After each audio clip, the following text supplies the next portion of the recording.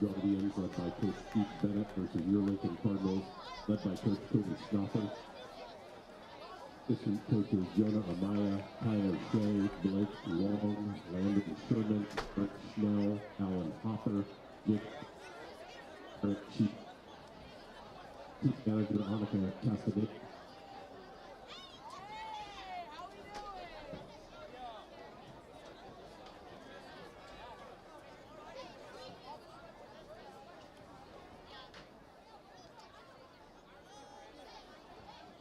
Head coach Cody Stoffer, assistant coaches Jonah Amaya, Tyler Shea, Blake Long, Landon Sherman, Garrett Schnell, Alan Hopper, Jacob Hockett, Garrett Cheadle, team manager Annika Castaneda, trainer Jamie Nix, supported by athletic director Sean Maley.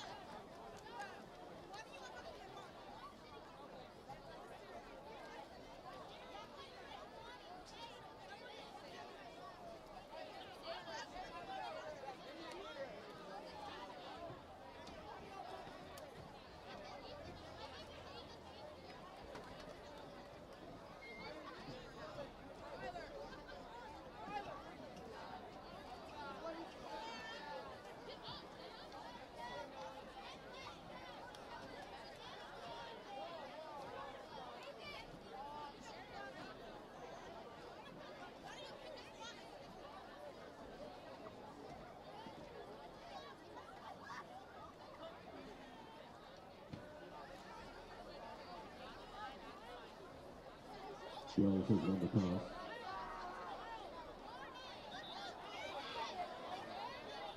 Wells will receive.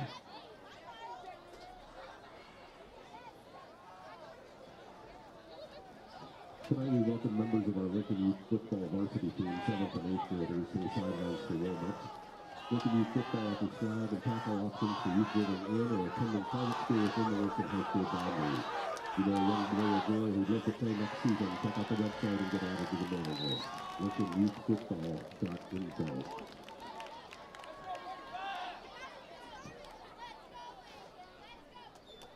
Ladies and gentlemen, if you are able, please rise and remove your hats for the national anthem.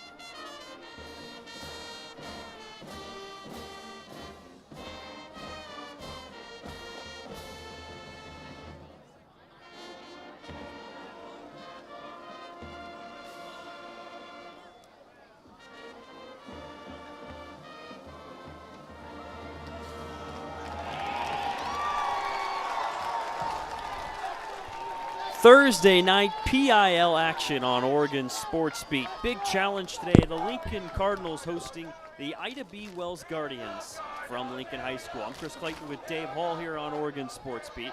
Dave, a big challenge today for Lincoln. This is an Ida B. Wells team that's 5-1 to start the season, 4-0 unbeaten so far in the PIL. This is a huge game for both these teams. Wells is tied with Roosevelt at 4-0 for the lead in the PIL. Lincoln still is at 2-2. They're tied with Franklin for 4. So this is a big game. A win here for Wells. They're going to need it because Roosevelt is playing McDaniel tonight and probably got a win there. So, and Franklin, of course, is playing Jefferson. They'll probably get a win. So Lincoln pretty much has to have this game to stay in the running. In addition, as you know, the top 32 teams in the state will be in postseason play. Lincoln currently ranked 31. Right there on the cusp. We'll see if first-year head coach Cody Schnoffer can get Lincoln back into at least the Columbia Cup, into the playoffs this year. Wells has won the last 2 matchups the last couple years, 38-8 last season, 22-6 the prior year. The Cardinals going against a very talented Wells team coming off a 54-32 win over Jefferson 6 days ago. When we're underway, Wells won the toss, elected to receive. It is kicked deep by Finn Davies for Lincoln, retrieved by Wells and out across the 25-yard line. On the return, that's where the Guardians will start with the ball. They mark it at the 28-yard line. Other action tonight in the PIL, I mentioned Roosevelt and McDaniel, Jefferson and Franklin, Wells and Lincoln here, and Grant and Cleveland. By the way, the Cardinals will get the Generals next Friday night. So the Guardians will start with the ball again at their own 28-yard line. This is a Wells offense that likes to stick to the ground game. They only average 42 pass yards a game, but how about 357 rush yards per game for this Guardians offense and that power T, wing T offense. And they come out under center, as they always do. A little bit of misdirection. It's a handoff right up the middle, and immediately a gain of 9 yards to Wyatt Andler. He is a second-team All-PIL running back from a year ago with a nice chunk gain of 9 yards in the opening play of the game for Wells. Where the Cardinals have been tough this season is up the middle on run defense, but out of that power T formation, they run a lot of plays. He sweeps to the right and to the left. We talked with Lincoln head coach Cody Schnoffer before the game. He said it's really tough to simulate this in practice, so they really weren't able to perfectly simulate it as the execution for Wells is so good. They go back to Andler up the middle, and he's got another first down, this time to the 42-yard line. 5 more for Andler. And that player in the middle who's played well for Lincoln all season long is Leo Coriani. Terrific debut season for Coriani, 3rd on the team in tackles. He's going to have a big responsibility today against this tough Guardians front. 1st and 10 for Wells. They're up to their own 42-yard line. Movement along the line. Flags flying everywhere. Flag down on the play. Spencer Reed is the quarterback for Wells, the junior, the starter this season. Went with a hard count. Did he pull the Cardinal offside? It looks like he did. By the way, Patty Ryan, number 57 for the Cardinal. Of course, he's out for the rest of the season, tore ACL, so he won't be in the middle there for the Cardinal tonight. Junior going down with that ACL, a blow to this Lincoln defense that lost 41-10 last week against Roosevelt. Here's the 1st and 5. It's a handoff left side, and they've got another gain of about 6 yards. Make it 7 for a first down. If you can see when Wells comes to the line of scrimmage, every Lincoln defender is within 5 yards of the line of scrimmage. They don't have anybody in deep coverage. They've moved the 2 safeties up close. Why not with this Wells team, again, only averaging 42 pass yards per game. It's not to say they can't throw the ball, it's just they don't really care to under 4th-year head coach Keith Bennett. This is their system. They're across midfield now, and they go right up the gut to Andler once again. He lowers the shoulder for a gain of about 4 yards. Andler with the carry. Reed has great movement with his hands on those hands-off. And you know, when you're running a power T like that, you put the ball in the belly of the fullback and you either leave it there or pull it out. And Coach Schnoffer was saying, I watched some films of him and it was hard to tell who had the ball. Yeah, you think it's simple. It's, oh, he just has to hand the ball off. But it's really more complicated than that with his misdirection, his sleight of hand, and ability to fake with the ball. Reed this time goes to Gus Rasmussen for his 2nd carry, and he's got 8 yards and a first down again for Wells. So 5 carries for 33 yards so far in this drive for the Wells offense. 3 carries to Andler and 2 to Gus Rasmussen. Just a sophomore, averaging more than 8 yards per carry this season. They're all the way up now to the Lincoln 34-yard line.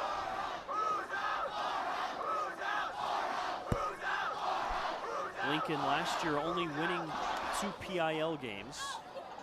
A big win here, and that would already get their 3rd PIL win of the season. They got their hands full here on this opening defensive drive. A series of fakes. It's a run left side and a gain of about 5 yards. It looked like Hudson Jones on the carry to the far side. Give him 4 yards.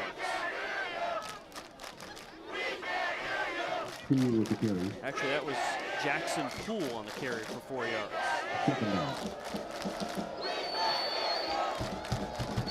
Sometimes with how Reed is able to fake and all the bodies moving everywhere, it's hard to tell who has the ball. And I can't imagine how hard it is for this Lincoln defense. So far, all this drive on the ground. Yep. With 3 minutes in this game, they go left side. Actually, right up the middle, gain of a yard. That's Andler. So now a 3rd and 5 on the way. A big opportunity for this Cardinals defense.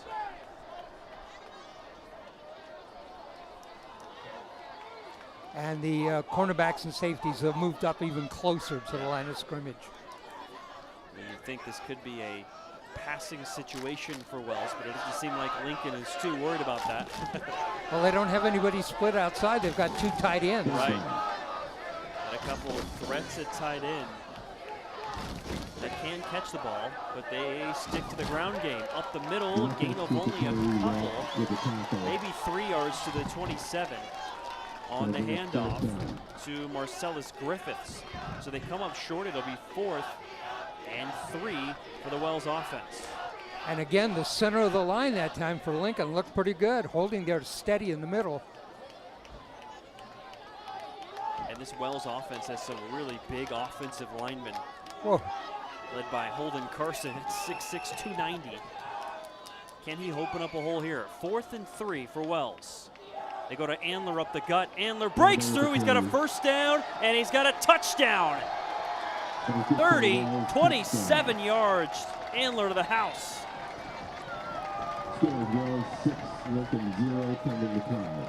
And that play took 4 minutes. 7:51 the time on the score. How about that? It felt like this Lincoln defense was doing such a good job stopping the run before that big play on 4th down for Andler. That's his 11th rushing touchdown of the season. One of the leaders in the state in that category. He was a 2nd-team All-PIL running back selection last year. Probably more so this year. They go outside. Reed kept it, and he walks in for 2. 8-0 start to the game for Wells. As they march it down the field, they go 9 plays, 72 yards, and they did it in 4 minutes and 9 seconds, Dave. 5 of those plays, 5 of the 9 were runs by Andler. Yep. Big time drive for Andler and the Guardians. All right, let's hear from our sponsors. We start with Bio Lounge. Bio Lounge is a Northwest Portland functional medicine clinic that partners with patients to support their unique health goals. Whether aiming to treat a condition, prevent chronic disease, or optimize health, our highly trained providers leverage the latest in scientific research and technology to provide exceptional care and outcomes. We believe health is a lifelong journey and are proud to support the Lincoln football program. You know, one of the stats that you keep is plus minus for team scoring, and Wells has outscored their opponents 55 points on the season. Lincoln has been outscored by 54. The leader in the PIL, Roosevelt, they've outscored their opponents by 98. That'll be a big one next week for Wells, playing at Roosevelt. It'll be huge. Yeah. Big showdown. Here's the kicker, Griffin Scott. He goes short with it, and it's 2 teammates that are fighting for the ball for Lincoln, and they're down at the 35-yard line. One thing that's been very good for Lincoln this year is kickoff returns, both Parker Barnett and Emmett Togney, and that time Wells elected to kick the ball short and give it to Lincoln at the 35. A good call, Dave. The scouting for Wells paying off there. Keith Bennett saying, hey, forget that. Let's not even kick it deep. Let's squib it short. But it does give Lincoln some pretty good field position here. Barnett and Togney are excellent at returning kicks. So the Lincoln offense that's averaging 16 points a game this year, 7th in the PIL, trying to find some early footing. They go with the toss play to Togby near side, spins off one tackler, lowers the shoulder, and a tough run. A gain of 3 yards for Togny on his first carry of the game. Togny does a great job of getting through the initial hits at the line of scrimmage. When he does, if he gets into the second level of defense, he's gone because he has blazing speed. And a lot of running backs, that right there would have been a loss of a yard or two. But exactly. Togny turned that into a 4-yard gain. He's averaging nearly 6 yards per carry this year, just a touch under 500 yards rushing in his senior season. They go right back to him with the gut. He's got another nice gain. 6 more yards and a first down, maybe just short for the Cardinals. They do give him that first down. Togny's proven he can carry the ball 30, 35 times a game, so. First team all PIL running back last year. You've got to be good if your team's 2-7 and you're selected first team all conference. Certainly the real deal. He's got an offer to play at Lewis and Clark next year. See if we maybe get some more offers rolling in. Fresh set of downs from their own 45. They go back to Togny. Some patience, but the no hole opens up. He's taken down in the backfield, led by Griffiths. Parker Barnett's been lining up wide to the left, and the Cardinal like to throw the ball to him. He's out there in one-on-one coverage. Let's see if we got a play coming to him.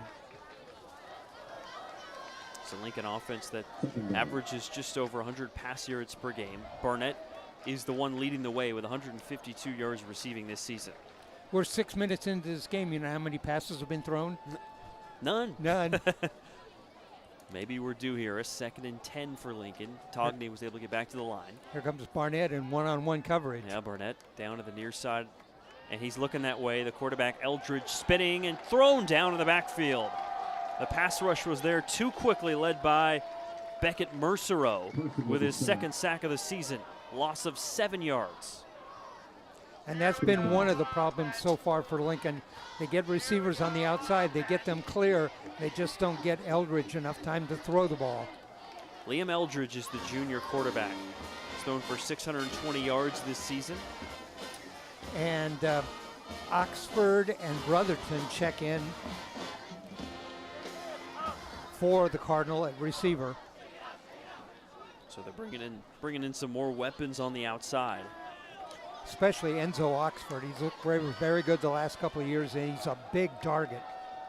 Come out 4 wide. The 3rd-year starting quarterback, Liam Eldridge, takes the snap, but a flag is down. This play's blown dead. False start, I believe, on the left tackle on Lincoln. 2nd penalty against the Cardinals. The first was an offsides on defense. This time a false start. Push it back to even more difficult. Now it'll be 3rd and 22.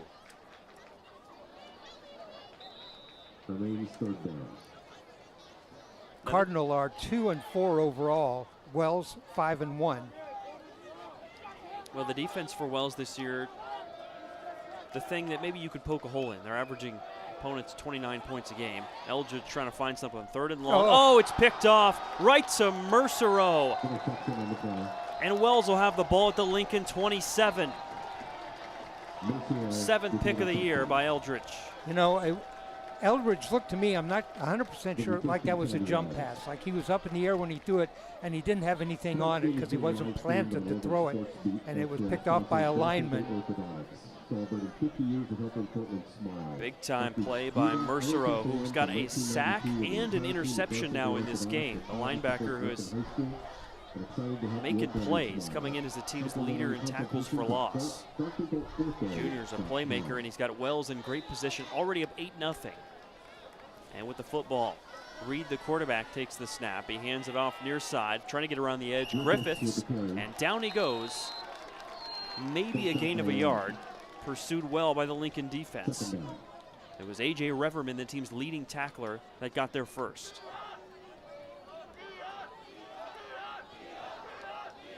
Now it's a 2nd and 9 for this Wells offense. Wells last year finishing 5 and 5. They were 4th in the PIL. Guardians taking a big step forward. If they can get this win here, they're already surpassed last season's win total. And a win today for Wells would give them 6 wins in a season for the first time in 10 years. They go up the middle, and it's Hudson Jones who is able to pick up 4 yards. Sometimes it looks like maybe somebody's got the ball running around the outside. You have to wait for a moment to make sure. They're so good with that sleight of hand. This is my 6th year doing Lincoln football. For the 2 years before that, I did Wilson, that is now Wells, and they were very good. Their head coach was Ken Dulio, who was the head of the gun task force for the Portland Police. So he talked with authority when he talked. Yes. There's a 3rd and 4. Reed kept the ball on the left side. Jukes thrown down. They'll be short, 4th and 3. Well defended again by the Lincoln defense in those black uniforms today. This is how last drive ended. A 4th and short. Wells was able to get in for a touchdown with Wyatt Andler. I think I saw that on 4th downs, Wells has 47% success rate on that. It's pretty good. Let's see if they can make it happen here. They've got to get to about the 16-yard line, just outside the 19. Uh-oh. Oh, no, it's an offside. Hard count. That's the 2nd time Reed has drawn the Cardinal offside. Untimely penalty again on the Cardinals. 3rd Lincoln penalty. And this one the most costly yet. Fresh set of downs, a 1st down for Wells thanks to the infraction. Reed comes up, gets set, and gives that hard count right off the bat. Twice now he's drawn the Cardinal off. A lot of times the quarterbacks, we talk about their pass yards and their touchdowns, but with Reed, a lot of it is his ability to manage the game in this wing T offense. He went up the middle to Andler, and a swarm of tacklers finally take him down at the 8. A physical run of 8 yards for Andler. 53 yards on 6 carries for Andler. Of course, 29 or 27 of those on 1 carry. He's done that a lot this year, about 7 yards per pop. Andler is an explosive player, combination of power too. 2nd and 4 at the Lincoln 8-yard line. Less than 2 to go in the 1st quarter. This is an electric Wells offense that's averaging 38 points per game this year. That's 5th in the state and tops in the Portland Interscholastic League. They go right side, cutting through the middle and in for a touchdown. 14-0 Wells. This time it's Rasmussen who takes it in for the score. 3rd touchdown of the year for Rasmussen.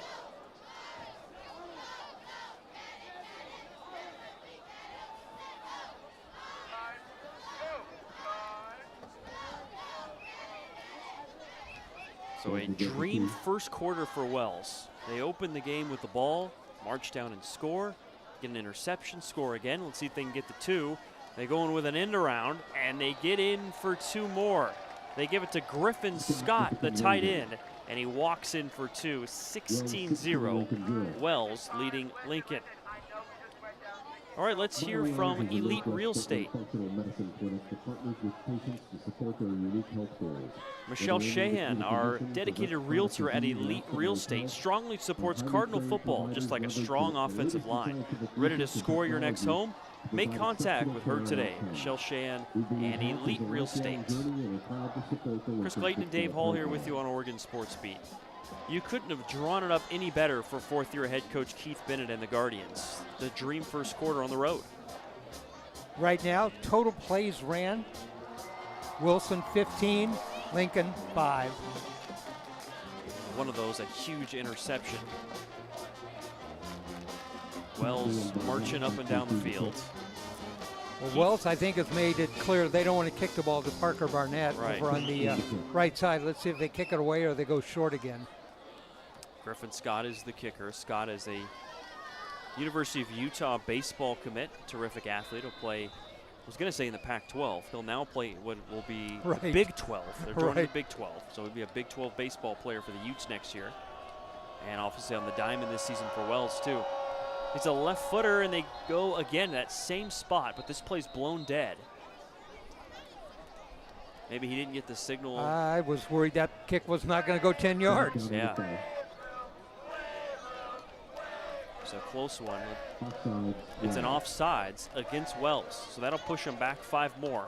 It may be fortunate for Lincoln because where that ball was going was kind of dangerous territory, almost an onside kick there. You know, as he came forward to kick the ball, he stopped about a couple of feet behind the ball, and the lineman kept going past him, and then he kicked it. So you're saying that's on him? And that's on him. Yep. He stopped. I think he was worried, how am I going to get this to go just where I want it to go, about 10 yards down, so he was thinking about it. He's calculating his angle there. Right. Wrong thing to do, think. So the ball's pushed back to the 35. Let's see if Scott does the same squib or onside style kick here. They get the ball at the right hash. Scott looking to that opposite side.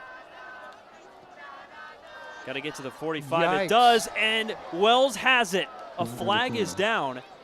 I don't know if he touched that before it went 10 yards. A Wells player caught it in the air. Yeah, they kicked it from the 35, so to me that made it to the 45 before he touched it. It was close. Okay, it was close. Let's see what the call is here.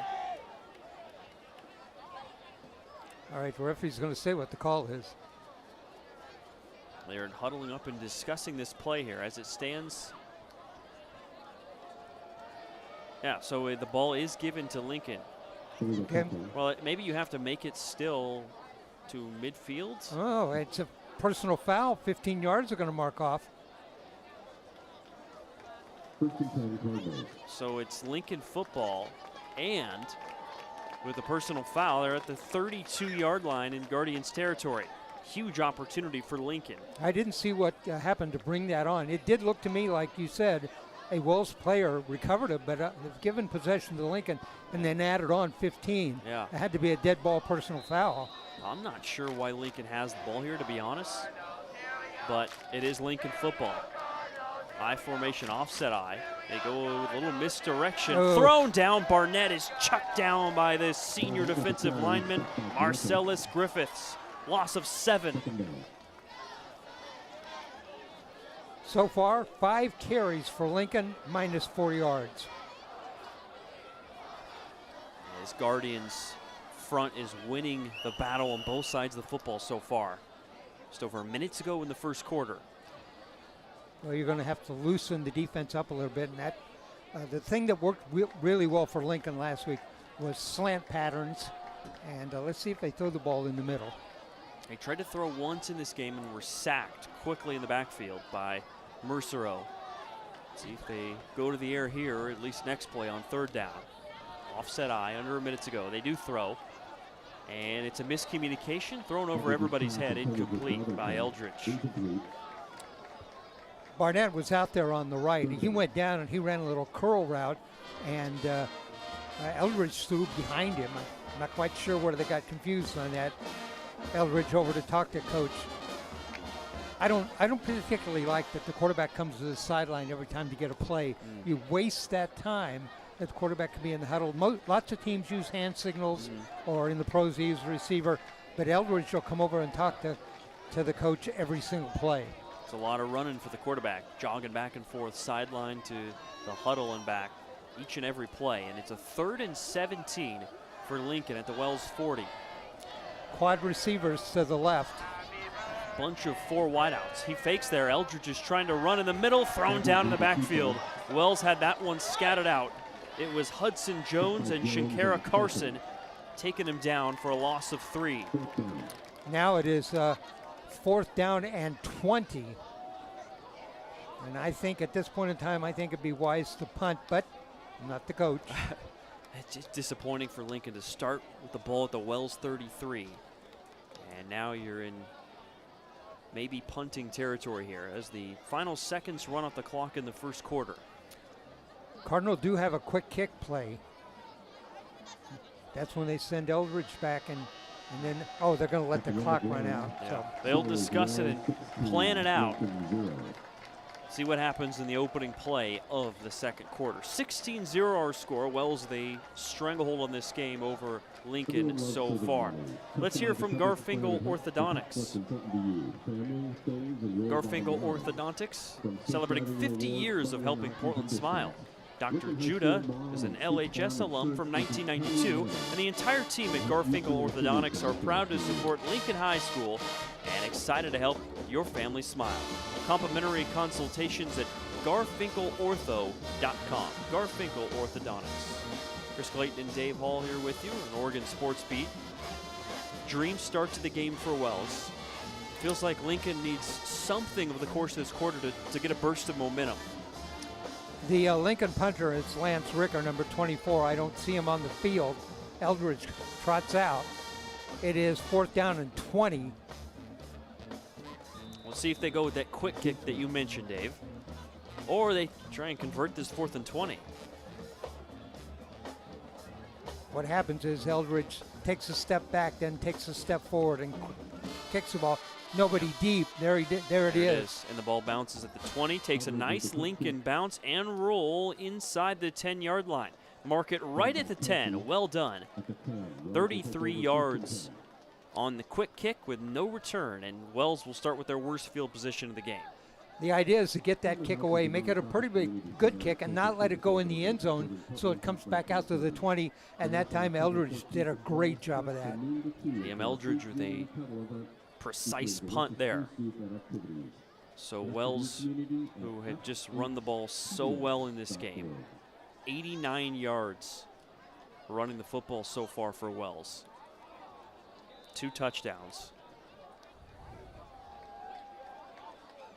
You start with the ball at the right hash.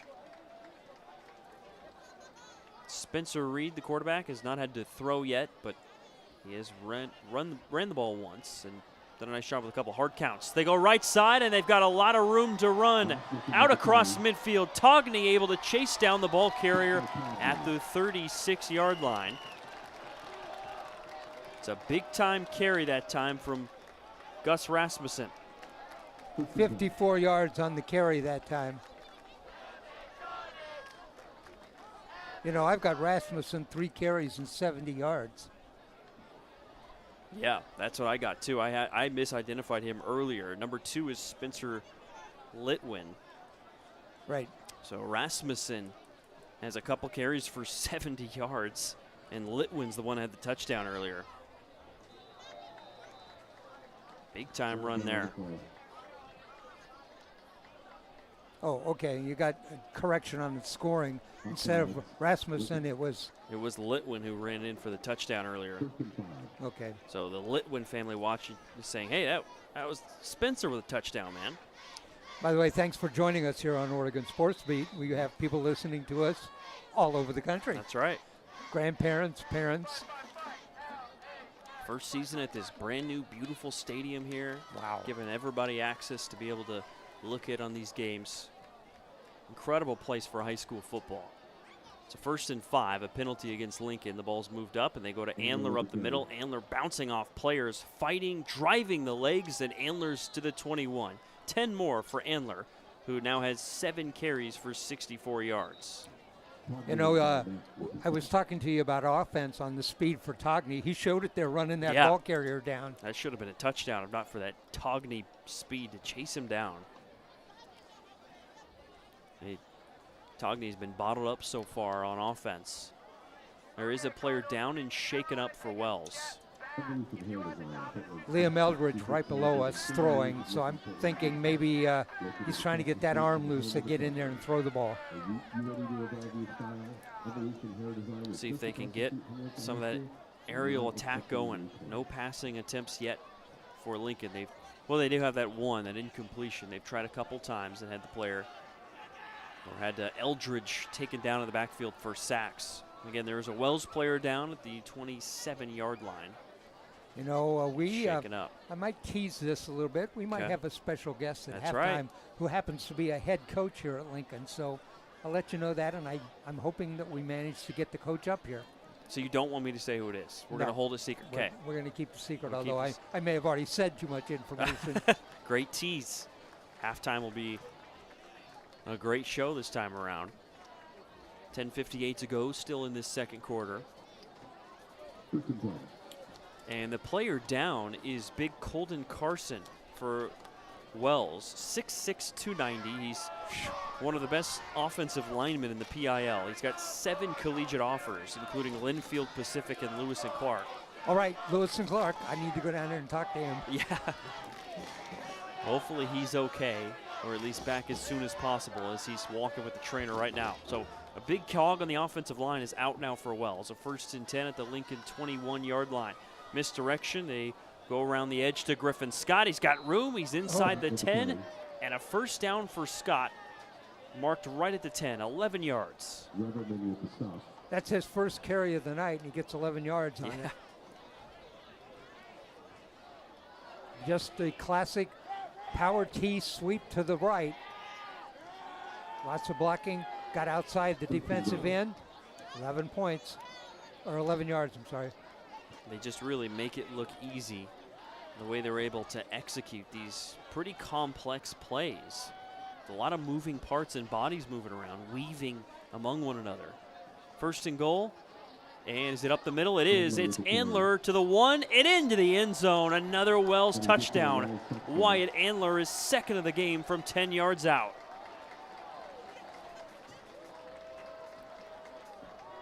(22-0) Wells. You know, I did Roosevelt last week, and I'm not sure that the Rough Riders can contain the Wells offense. That'll be a great game. That was without arguably their best offensive lineman. Colton Carson not even in the game. They're still able to have a couple big runs to get in for the touchdown. Now they're going for 2 again. There's movement. That might be the only way to stop Wells, is if they stop themselves. Movement, a false start. It's on Wyatt Andler in the backfield. So the red, white, and black haven't been able to stop them, but the yellow did that time. Yes. Lincoln could use a little more of that. Right. And if you think back, there's been, on the first 2 drives for Wells, there were 2 4th downs. So you're thinking, okay, now you've got them in a stoppable situation, but they still couldn't stop them. Wells converting on 4th twice. The one was a penalty, mind you, but still, the opportunistic offense of the Guardians. So they'll have to try and convert this 2 from the 8-yard line. Spencer Reed will hand it off. They go up the middle and short. Rasmussen not quite able to get in. 22-0. So they're 2 of 4 on 2-point conversions. Made the first 2, made the first one, missed the second one. 2 of 3. 2 of 3. Yeah. Okay. That's something to maybe give Lincoln at least a little bit of a boost of confidence here. Let's hear from our friends at Premier Jets. Premier Jets specializes in worldwide service and has experience visiting nearly every part of the world. We provide fast worldwide transport service to 6 continents, including all Pacific Islands. Our services include an air ambulance, on-demand cargo, or charter flights. Premier Jets are the sponsors here at Oregon Sports Beat. I think Oregon Sports Beat ought to get a charter flight to some Pacific Island. There you go. Now you're talking. Now the crew all is in. They'd have you first class up front. Chris Clayton and Dave Hall here with you. I lived in Hawaii for 3 years. I maybe can show everybody around. There you go.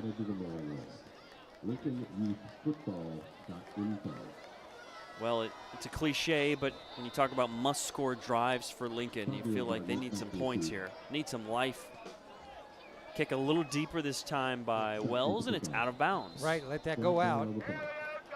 Togney just didn't even bother to go after that ball.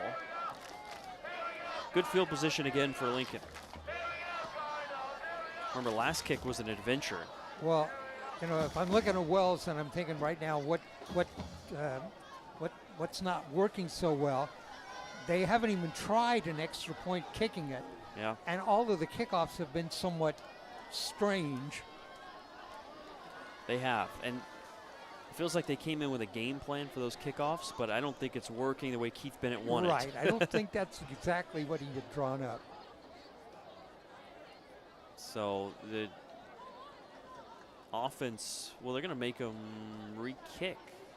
Good call by first-year head coach Cody Schnaufer. He said, let's make them re-kick. You don't often see coaches elect to make your opponent re-kick in that situation, but the way things have gone today with what you're talking about, he's saying, hey, kick it again. Let's see what you got. Well, the strength is those two backs that are back there, Togney and Parker Barnett. And if the kicks aren't going deep, look, they're moving up right now. And they're walking up about another extra 5 yards. They're hoping they get pretty good kick, pretty good run back, and maybe get out towards midfield. Barnett and Togney chomping at the bit back there at their own 25, hoping for a chance to touch the football. What has been some unique kicks so far by Griffin Scott in this Wells special teams unit. Good Scott. word, unique. There it is. They kicked it deep and goes over the head of Barnett. Oh, it straddles the sideline and into the end zone. Barnett was probably thinking, hey, that might go out. But if it went out of bounds, that would have been better, but it went back into the end zone. Now it'll just come out to the 20. So well done by Griffin Scott. He got on track there. His best kick of the day with a touchback. And the ball's out to the 20-yard line for the Lincoln offense. So far, minus 8 yards rushing for this Lincoln offense. That's actually their total yardage as well. Have not been able to complete a pass either.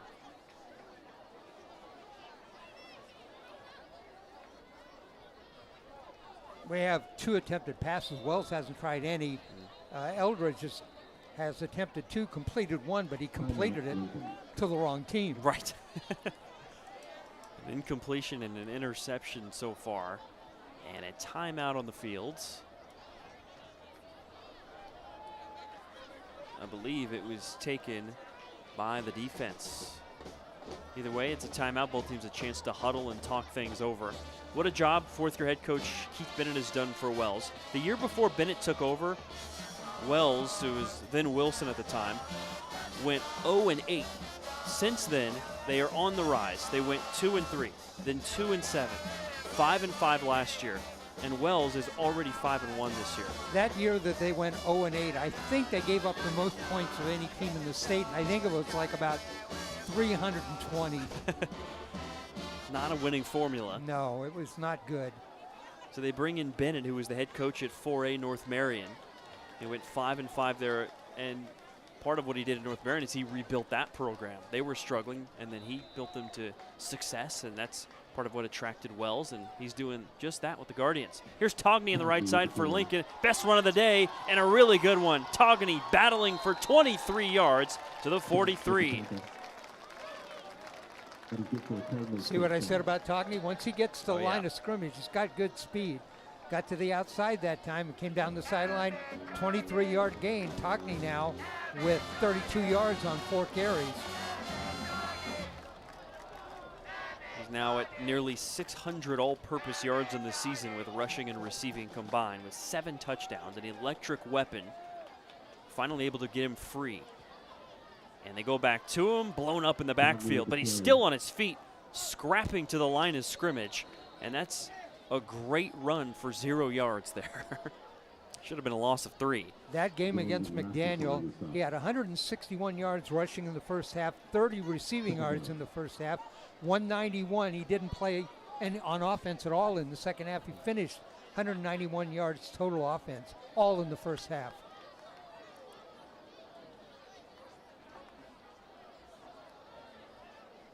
Now maybe his success can open up the passing game a little bit.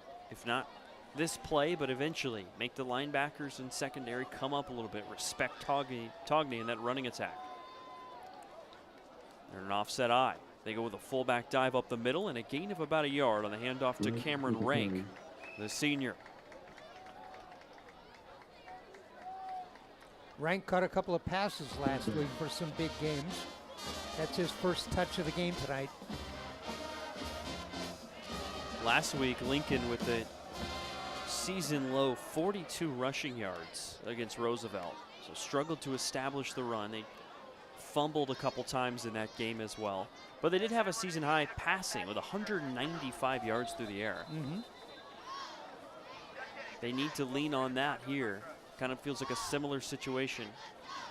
They are at about 20 rush yards, but see if they can get something going through the air. They're in man coverage.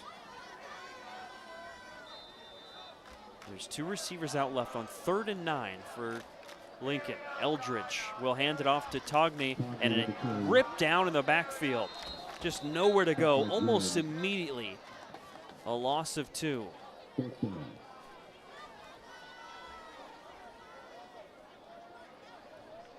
Going to have to punt. I'm still thinking, over the middle is open. I like those slant routes, but they haven't lined up anybody in the slot here recently.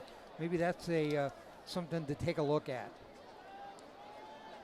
Lance Ricker, the punter, last week had a lot of trouble on some high snaps.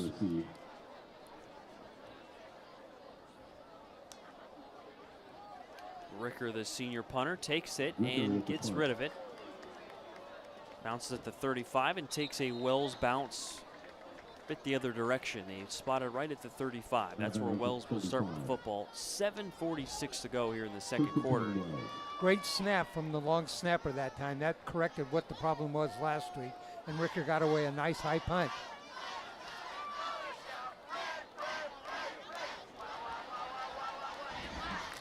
Talking with first-year head coach for Lincoln, Cody Schnaffer, before the game. He said he told his players this week, he said, Wells is the model program. He respects them, and they respect what Wells has done. The way the Guardians are able to execute. And right now his team having a hard time stopping this power T attack for the Guardians. Schnaffer wants to take a timeout. His coaching staff coming out in the field to discuss things with the Lincoln defense. This game traditionally has been a big rivalry game because these are the only 2 West Side schools in the PIL. So they've always felt that games between the 2 of them decided, who's the best on the West Side in the PIL. And it was interesting when we spoke to Schnaffer before this game. He said, a lot of people in the community and at the school say it's a rivalry, but he didn't really feel like his players thought that it was a huge rivalry. And that's not to say they're disrespecting the history or anything like that, but there's not as much emotion and passion behind this rivalry as of late for the players. Lincoln and Grant has always been a big rivalry, and the reason for that are they are 2 of the most outstanding academic schools in the state, and they challenge each other in all these academic things. Lincoln had 4 straight wins in this series over Wells between 2015 and the COVID season in 2021. They go to Andler up the middle, Wells does. They get about 4 yards to the 39. Andler now up to 78 yards rushing on the game. But Wells has won the last 2 games in this series. A pretty dominant win last year, 38-8, 22-6 the prior season. And a strong start for the Guardians. Those 78 yards rushing are on 9 carries. Yeah. Incredible game so far for Andler. He's on the brink of breaking 700 total yards for the season. This time they go to Griffin Scott outright. Scott stepping through arm tackles, and he's got a first down. 6 yards for Scott. And Wells has not thrown the ball, and of course the answer to that is they don't need to. Right. I wouldn't either. I wouldn't. Now this is game number 7. On this season, they've thrown 29 passes. That's it. And completed 13. Right. 13 completions in the whole 6 season. games. You would think, man, that team must be struggling. No, they're 5-1. They're going to be 6-1 if they win this. 253 pass yards. So when they do throw it, they tend to get a big play, as you can imagine, off the play action. 13 completions for 250 yards, almost 20 yards of completion. Right. And that's a 1st and 10. They go right back to the ground game. Up the middle, this is Griffiths, who's got another chunk gain. 10 more to the Lincoln 44-yard line. I like that dive play a lot. Quarterback turns his back to the line of scrimmage. You can either fake the handoff to the fullback on the dive play or go to the outside. That dive play has really been working for Wells. And that body language of Spencer Reed, the junior quarterback, that subtle type of things like turning his back to line of scrimmage and how he fakes the ball in his hands, those are important. I mean, on the season, Reed only has 3 passing touchdowns, but he just takes care of the ball so well. No interceptions. He's only fumbled once. Big part of this offense success is the play of their quarterback, Reed. They get 3 more yards on the carry up the middle, and a series of flags come flying in at the end of this play. The back judge threw that flag. That's many times that's a holding call. As it stands, it's a 3-yard gain by Gus Rasmussen. Here's the signal, holding. Holding Wells. And it Declined. 2 holdings. One of them's declined and one of them's accepted. That penalty is accepted. That'll push Wells back. That's only the 2nd penalty on Wells. Personal foul and a holding so far. So it's going to be first down and 20. And they got to get to the Lincoln 34-yard line. 6:01 to go here in the 3rd quarter. 22-0 Wells. For an offense in Wells who averages 38 points a game, right on track.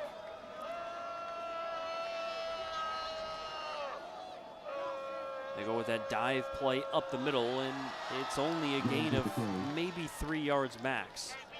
You know, think about that. The quarterback turns his back to the line of scrimmage. He doesn't know what's coming at him, and he makes those sometimes the handoff on the dive play. They've won with that a lot tonight. That's trust. They got 3 all-PIL offensive linemen that are back from last season, in Shankara Carson, Colden Carson, and Michael Kuhnel. And they're strong candidates to be all-PIL again, the way they're able to open up holes. 2 yards for Jones, and it's 2nd and 18.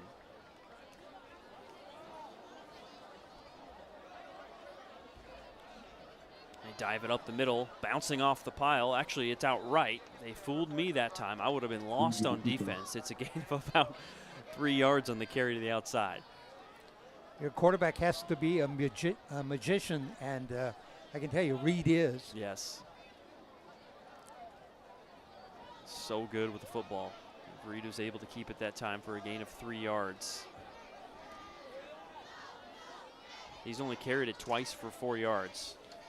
Bringing up a 3rd and 14 at the Lincoln 48-yard line. Very patient with the ball. A strong lead here. Looking to milk time off the clock, up 3 scores. Under center, handed off up the middle to Jones, and he's taken down after only a gain of 4. Jones with the carry. Jones had a massive game last week. Hudson Jones had 223 yards rushing and 3 touchdowns in the 54-32 win over Jefferson. Well, I have him with 5 carries. If he's coming off 230, I'd be giving the ball more, but right. They have so many great backs. Yeah. They're just spreading the wealth around. 54 points 6 days ago on Friday for the Guardians, a season high. They haven't scored less than 30 points this season since the season opening loss to Hillsboro, 46-24. You know, and Hillsboro's a 5A school. Sitting at number 14 right now, Hillsboro is. Reed faked, he kept it, he's looking to throw on 4th and 10. He lobs it downfield, and it is incomplete. Had a man, the Lincoln defense couldn't see it, and Jackson Poole not able to catch it. Now I see why they don't throw the ball very much. A little bit off balance there, and Reed with the incompletion. So here's the door opening a crack for Lincoln with the ball at their own 44. Does that make them 2 of 3 now on 4th downs? Yeah. Yeah. Okay. That sounds right. Well, they converted 1 4th down. They got an offside penalty to convert another. So if you count that, 2 of 2, and then not able to convert that time on 4th and 10. So here's this Lincoln offense. Togney was able to find some room to run on that previous drive. He got a 23-yard burst. Oliver Matthews checked in, and this time Barnett is wide to the right. Eldridge, the quarterback, takes the snap, hands to Togney, trying to get around the edge. Togney's got room inside the 40, puts on the speed. Oh, Togney to the house. 56 yards, touchdown Lincoln. 3:19 the time on that. Is that the play I was telling you about? Yes. What a burst. It looked like the defense had the angle. Suddenly, Togney was screaming by the defenders. That's the longest play of the season for Emmett Togney. And he brings this packed house on hand here at Lincoln High School to its feet, and the most noise that we've heard all game.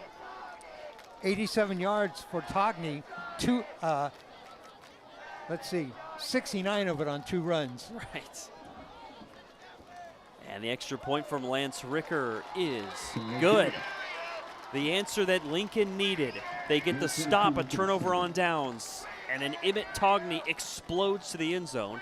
And just like that now, it's 22-7. 56-yard drive, 1 play. Yeah, that'll do it. All right, let's hear from Kelly Manning in State Farm. Kelly Manning is proud to be a sponsor of the Lincoln Cardinal football team. Let Kelly ensure your family's future by giving her a call today. Or you can email, text, or walk in anytime. Kelly Manning at State Farm. Chris Clayton and Dave Hall here with you at Oregon Sports Beat. And that's the big play that we were talking about the Cardinals needed. I think, I'm just looking here, and I was comparing Andler and Togney. I think Togney's the leading rusher in the game now. That'll do it. I'm with you. I have Andler at 78 yards. Well, Togney's got 87. Yep. We're both keeping stats, by the way. So we have 2 unofficial stats. I think if we combine our stats, that's basically official, right? We have 2 unofficial. The official stats trump us, though. Yes, that's fair. All right, 3:19 to go here in the first half. It's kicked deep by Finn Davies.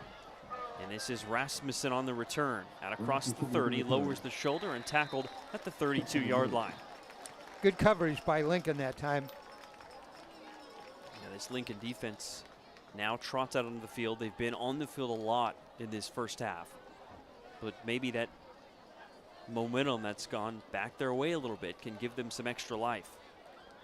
I'm still befuddled how 2 high school teams can pass 3 times and a half. Total. Yeah. Combined. Got 1 attempt by Wells and an incompletion. For Lincoln, it was a incompletion and an interception. It looked like Lincoln maybe was trying to throw a couple other times, but they were sacked pretty quickly. Exactly. Here's a handoff up the middle, and Wells going back to the well, if you will. They get 6 yards to the 38. It was Rasmussen on the carry. So Rasmussen on just 4 carries. He's at 76 yards rushing and a touchdown.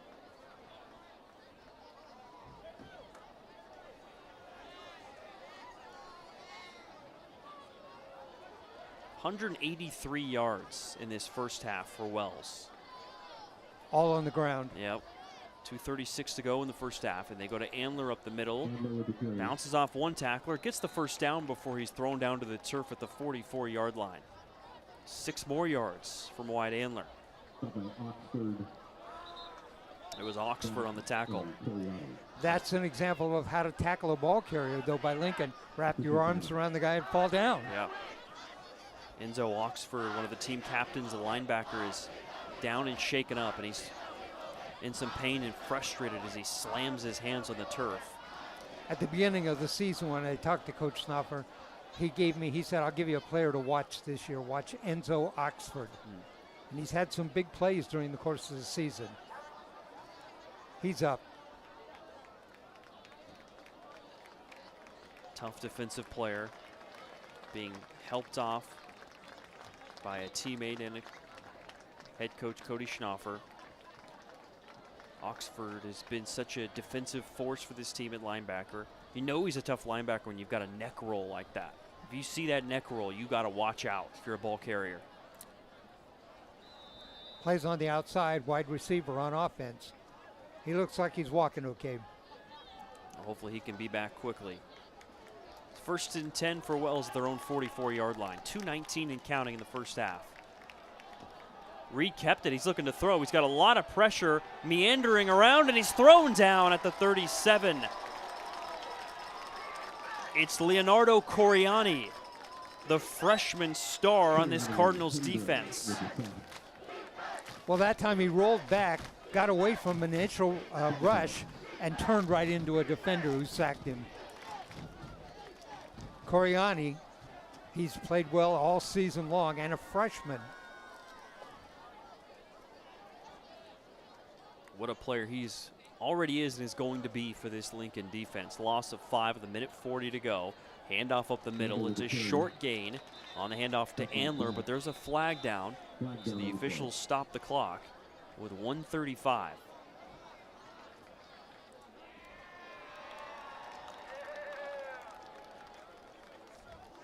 So it could be 3rd and 11 here, or something worse. A personal foul. Oh, tough break for Lincoln. A face mask against the Cardinals. That'll be a personal foul, automatic first down. And a 4th penalty on Lincoln. Lincoln has been plagued by penalties all season long. Tonight they're doing a much better job, but unfortunate face mask right there. Again, it could have been 3rd and 11 if they would have been able to avoid that penalty. The ball up to the 42. 1st and 10 for Wells.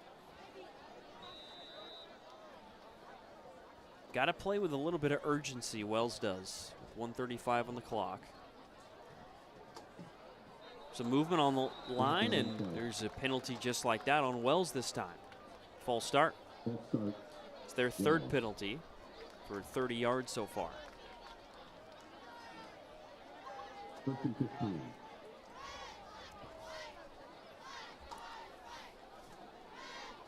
So back to a 1st and 15. 2 passing plays called by Wells, 1 incompletion and 1 sack. See if they go to the air here on this drive. They go to the ground again. They run it right side to Griffiths. Griffiths finds a little bit of room. 5-yard gain before he's wrestled down by Kelsey and Zan Galton, combining for the tackle for the Lincoln defense.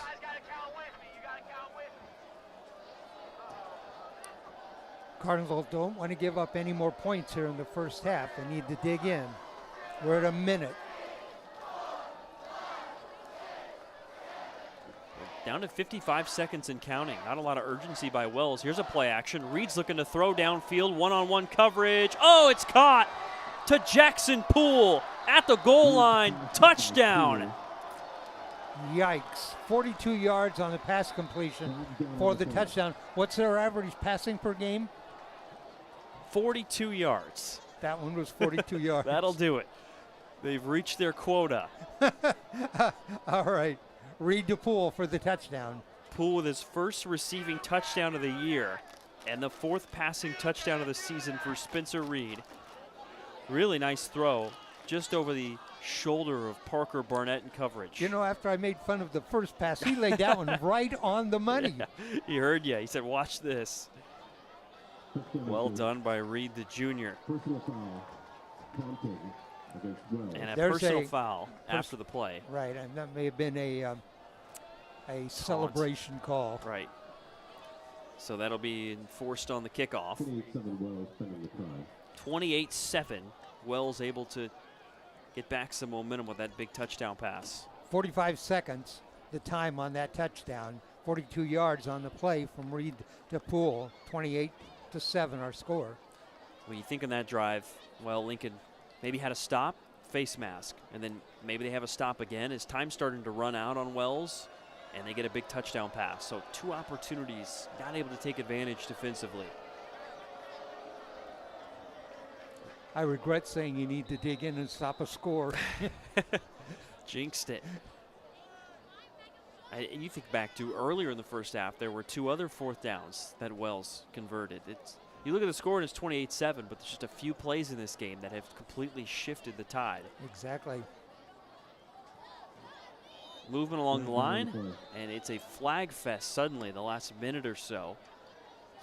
False start against Wells. Well, they assessed that penalty. Yeah, I thought maybe they're going to put it on the kickoff. On the extra point. Yeah. So now they got to try to get 2 points from the 23-yard line. And they're still not going to kick it.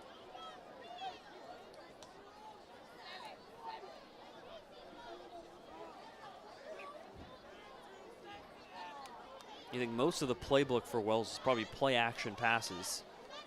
4 touchdowns, 2 points after touchdown. That's how we get to 28. An obvious passing situation, and they'll go to the ground. Trying for Scott on an end around, wrestled down Conrad Kelsey. Nice tackle, the senior, to stop the 2. You know, we were talking about Wells running out of the power T formation. That time, that looked to me like the wishbone formation, like Oklahoma used to run. Fullback is up a step on the 2 backs. It's cool to see this style of offense. It's something that is unique. It's almost like when the spread offense first came out, it was, oh, this team's running the spread, that's unique. Now, teams that run the power T is the unique team that's hard to prepare for. You're a high school team and you want to run the power T. You got to have the players. You got to have some big linemen, some big backs, and you have to have a very gifted quarterback. I see all 3. Well, head coach Keith Bennett, he said part of the reason for their success is he had the youth program for Wells start running the wing T. He said that's really helped because the players, the freshmen, the sophomores, those guys that come in, they've almost mastered it by the time they get to the high school level. And I've heard many coaches over the years say that. The key to our success is that our youth programs run our exact same offense and defense. They get here and they're ready. Wells graduated 5 All-PIL players and Parker Feld-Gore from last year, who was their star quarterback and linebacker. And they're still, I mean, they're even better this year, taking a step forward despite losing all that talent. It's part of what you see from great programs, just reloading year after year. Parker Burnett retrieves this kick over his head, looking for a crease. He's dangerous with the ball, trying to get around the edge. Barnett juking. Defender's got a piece of his foot, and he's tackled at the 26. Barnett wanted that ball to roll in the end zone, and it stopped at the 1. He had to pick it up. Beautiful by Griffin Scott, angling that down to the 1. So the clock's at 37 seconds. Let's see how aggressive Lincoln is. It will be Cardinals football to start the 3rd quarter. Could use about a 74-yard run right here by Togney. Where's that in the playbook? He already had a 56-yarder last time he touched the football.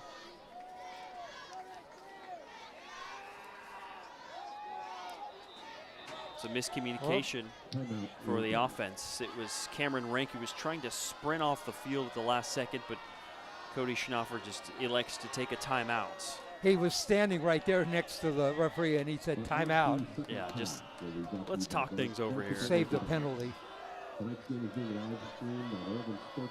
So you mentioned Lincoln coming into this game on the cusp right now, number 31 in the OSAA rankings.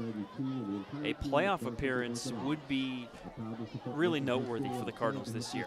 Cody Schnaufer in his first year, the Cardinals haven't made the playoffs since 2018. So if you're trying to build a winning program, a great step would be sneaking into the playoffs. Here are the current OSAA rankings for the PIL teams. Roosevelt 12, Wells 17, Grant 20, Franklin 26, Lincoln 31, Cleveland 33, Jefferson 38, and McDaniel 40. So there's plenty of opportunities for Lincoln to get some numbers boosts if they can string together wins. The Cardinals will be hosting Grant next weekend and then finish off the season with Cleveland.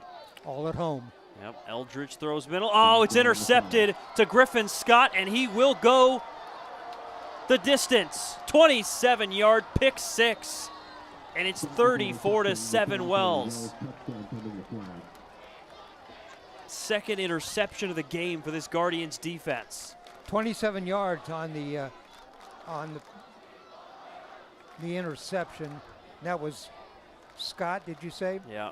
His 3rd pick of the year, the senior, a playmaker for this Guardians defense. Ball start, Lincoln. It's Wells' defense making it happen defensively. Again, they came in, the opponent scoring 29 a game against their defense. You're thinking, okay, maybe that's a weak point, but they force now 9 turnovers on the season with 5 picks and 4 fumbles. If you're wondering about the rule on points, you have to have a 35-point advantage for the continuous clock. So we're not there yet. 27-point edge for Wells at the moment. They go right side. No, they actually went middle, excuse me, and it worked. They get the 2. They go right up the gut. Another flag comes flying in. I think it was Andler on that. Yep, White Andler able to take it in for 2. 36-7 our score. Late second with 29 seconds to go. And personal foul probably after the play against somebody being forced on the kickoff. So if that's the case, let's see, most likely it'll be on Wells. Point after touchdown is good. Personal foul, and it's against Wells. Yep. So that's the combined 9th penalty of the game, 5 on Wells. That's 50 penalty yards on the Guardians. So that's something head coach Keith Bennett, I'm sure, will be talking with his team about at halftime. Don't forget, exciting opportunity at halftime. We have a special coach that Dave you'll be talking to. Well, we're hoping on Hopefully. that. I haven't seen her. Whoops, I haven't seen the coach yet. Seen the coach, yep. I might have gave that one away that time.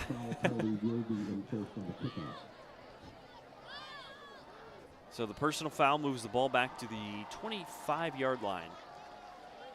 So this one returnable for the electric Parker Barnett and Emmett Togney.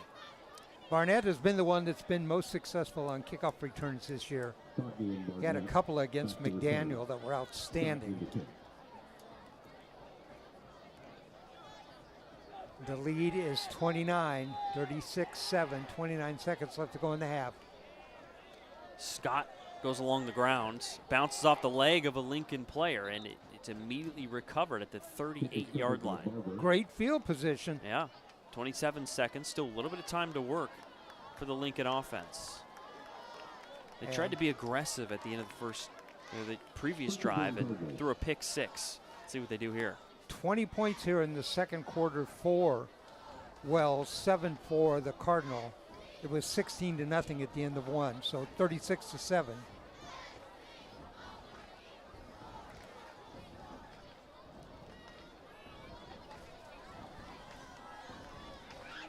So no completions yet today. For Eldridge? For Eldridge. He's thrown 2 picks. Yep. Once on a screen pass and one downfield to Scott.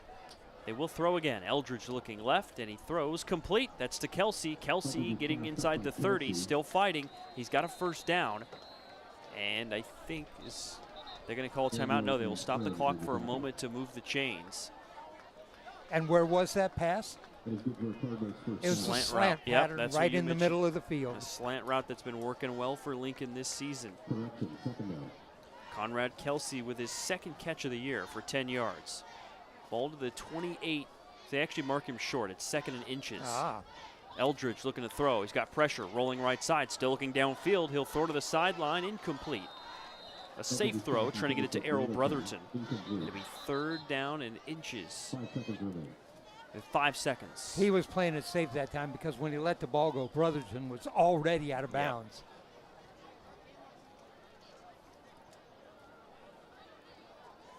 5 seconds. This will be the last play of the first half. Well, this would be a 45-yard field goal for Lance Ricker. His long of the year is 28 yards, which he made last week. So he has the leg for this. All right. Doesn't look like they're going to kick the field goal. Trying for the end zone here from the Well, the ball 29. is at 30. It'll be spotted down at 37. Oh, there's a penalty. We missed it. There was a penalty. Penalty against Wells marches the ball down to the 15-yard line, just inside of it. First down. Well, there's only 5 seconds. Got to get in the end zone right here or really hurry. Plays blown dead. Whistle and a flag. A flag-filled first half continues.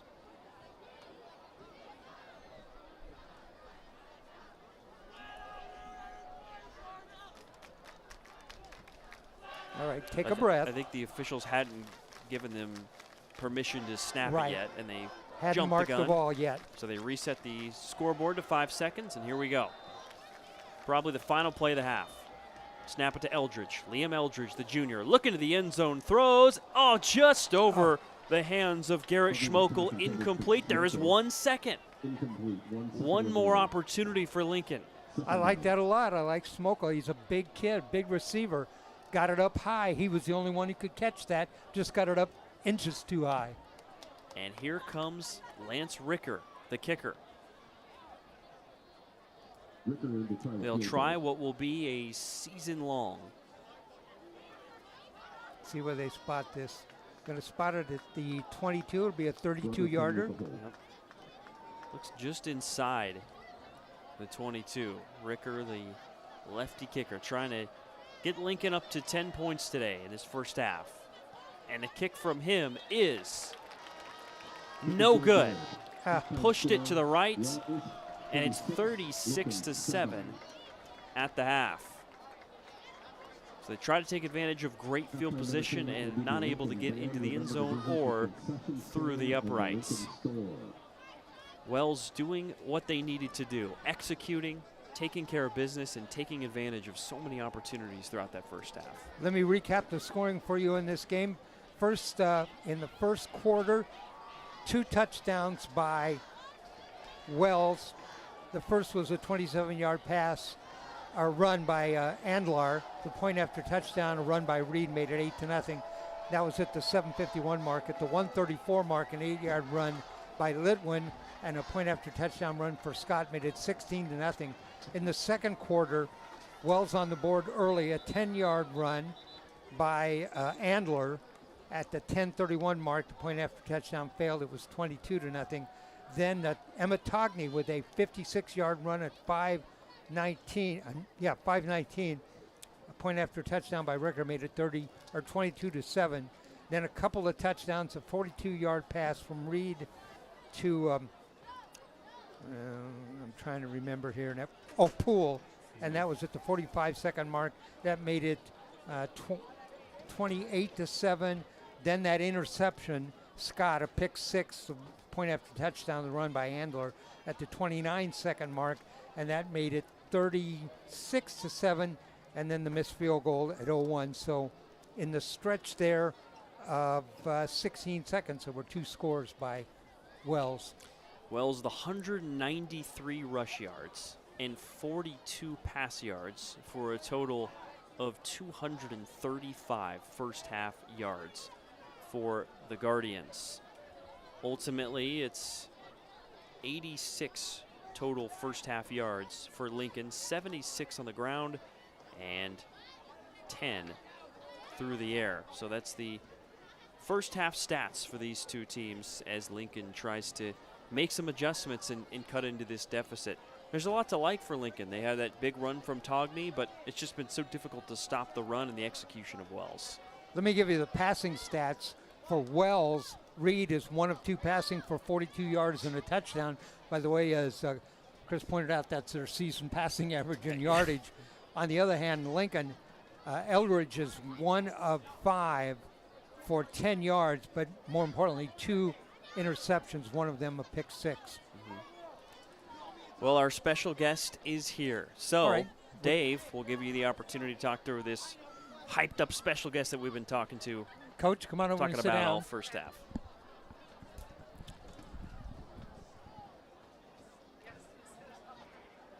We'll get a headset on here and we'll sit down, and we're joined by the head coach of the Lincoln basketball team, Heather Seeley-Roberts. Coach, thanks for joining us. Get your headset on there. Hello, yes, thank you very much. This isn't the first time we've interviewed you. No. So how are things going? Basketball-wise or for the game right now? Let's talk about the game first. Get your observations about the game. Well, I've been taking tickets, and it seemed like there was a lot of fired-up Wells students that came in here, and now I'm seeing with good reason. So, anyways, so it looks like the score's not going so great right now, but I have faith in our Cardinals that we're going to come back. Well, it's going to be a long way back, but yeah, I think so too. You're familiar with a number of players on the team, or not? I am. Who are some of the players you're familiar with? So I'm actually, so I teach freshman PE, so I actually have 2 freshmen, I think. One of them starts, Leo. And, we've talked all season long about Leo. Yeah, he's a big little boy. And so, he has probably been my pick for best defensive player of the year. Oh, nice. And he's a freshman. Yes, yeah, he's fun to have in PE class, really nice kid, works hard, and so he's been fun to have. And then I have Grayson Murph in class too. And then I had Jackson Barber, that's probably on the, I think Jackson Barber's on the line. And so he was in my class last year, and Zan Galton. And then I've had a number of these juniors as well. So, yeah, but Leo actually is bigger than any other kid that I've had in the class. So they had, but what I do like about it, about the boys, it seems like there's a lot of enthusiasm, and it seems like there's a lot of numbers coming out. And so I feel like, you know, the coach has got it going in the right direction. Lincoln actually has 60 players suited up. 25 of them are freshmen. Yes, yes. So that's a huge class, and they are, a lot of them are really contributing to the season. Yeah, and I think, and that's really where it's going to go. You know, you're going to start from somewhere, and so you're going to take your bumps now, but then it's going to pay off in a couple of years. All right, we'll talk a little bit about basketball. Yay. Before we do, I want to ask you about your sons. How are they doing, and where are they at? So Malachi, both of them are serving missions for our church, Church of Jesus Christ of Latter-day Saints. Malachi is in Washington, D.C. right now, so right down by Arlington. Fun. Yeah, so he's right in the middle there. And so real busy in the big city, really enjoying it. And then Moroni is in Scotland, in rural Scotland. So he covers 1/6 of Scotland with him and his companions. So Now, you had some other seniors on last year's correct. team. So Graham is at a prep school in Rhode Island, and so still playing basketball. Graham Eikenberry. Jahala Van is playing basketball at PCC, so he may redshirt, may play this year. Carson Wacker is here, actually. He was the quarterback last year, so he's here watching, so I gave him a big hug on the way in. And he is playing at Lewis and Clark. Oh, good. Yep. And then my other 4 are going to college and playing intramural basketball. Your point guard, Jimmy McCartan. McCartan, Yeah. what about him? So he was going to go to, he went to Carroll College for a week and then didn't like it, so now he's down at the, you know, worst school ever, the Ducks. So he's down there. And then he's also down there with Quinn Owens down there. And then Blake Johnson and Noah Santa Maria are both in California. That comment coming from somebody who's an Oregon State fan. Oh, yes, big Oregon State fan. Yes, Pac-2, go baby. We got the Pac-2 going on. Let's talk about this upcoming season. Yeah. How's it going? You haven't started practicing yet, Well, have we you? actually started fall workouts about 3 weeks ago, and I'm really enjoying working with these kids. You know, it's a new challenge now. We lost 9 seniors, obviously, a ton of leadership. We have a lot of leadership to go, but I've got some good pieces. So we're obviously led by Evan Heisler, you know, 6'10". Great post player. Great post player, and he's really been coming along, and so, you know, he should be averaging a double-double. And then along with him, as I have probably our best athlete in the program named Tanner Overby. And so he played JV last year. He didn't play his first 2 years because he was into golf, and now he's coming out, and Evan and him make a really good 1-2 combination. And then I've got a 3-year varsity player with Isaac Margolis as my point guard. So I've got my point guard and 2 posts in place, and now I'm just trying to, I've got a number of kids that are trying out for the wing position, so we're trying to find those kids that will fit around there. How many kids turned out for tryouts? So our workouts, and we go at 6:30 a.m., and I spend the first 30 minutes just conditioning, and before we even touch a ball. Are you still driving in from Newburgh? I drive in, but I will tell you, when you're driving at 5:30 a.m., the traffic is less. So the boys can't complain because I have to get up earlier than them. So we have 30 plus showing up. That's just older kids. The freshmen go at a different time. And today I had my basketball meeting, so we had 60 plus kids at the meeting. It's going to be tough to make a team this year. So yeah, we got a lot of kids coming out, and a lot of freshmen, kind of like you're saying, a lot of freshmen coming out. But it's good, you know. But boys basketball, we always get a lot of kids. It was funny though. My freshman coach is Tyler Shea, who's the defensive coordinator, and he said, wow, he said, when we have a football meeting in here, there's enough room for the coaches to sit down, but there's not enough room in this meeting for any coaches to sit down. You know, we have a lot of kids. I have to say, you have some of the best facilities I've seen in the entire state. Right the here? gym is beautiful. Oh, it's so nice. Oh, the football field's beautiful too. Yes, and this has been a game changer for PE too. We can actually come outside and run our mile on the track instead of running 13 times around the gym. So yeah, we like it.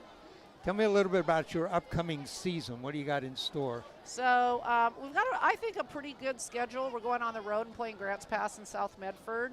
We're playing in the Mountainside Tournament, playing Jesuit, and then we're going to Arizona. And we're going to be playing 4 games in Arizona. So we had thought about it last year, but then we got invited to the LSI.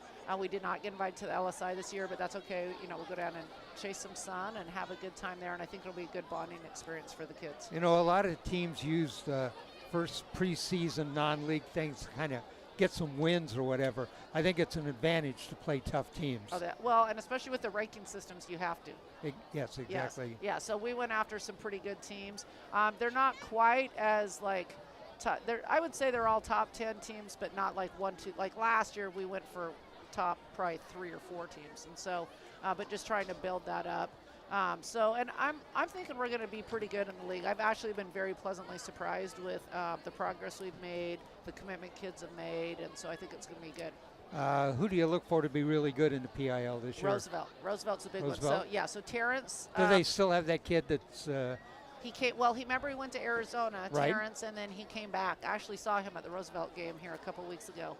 So he's come back, and then they've got their other 2, Chance and. Spacing on the other kids' names. So anyways, they've got those kids. So they've got actually 3 really, really good guards. So they're kind of preseason pick, but I'm not going to give it to anybody.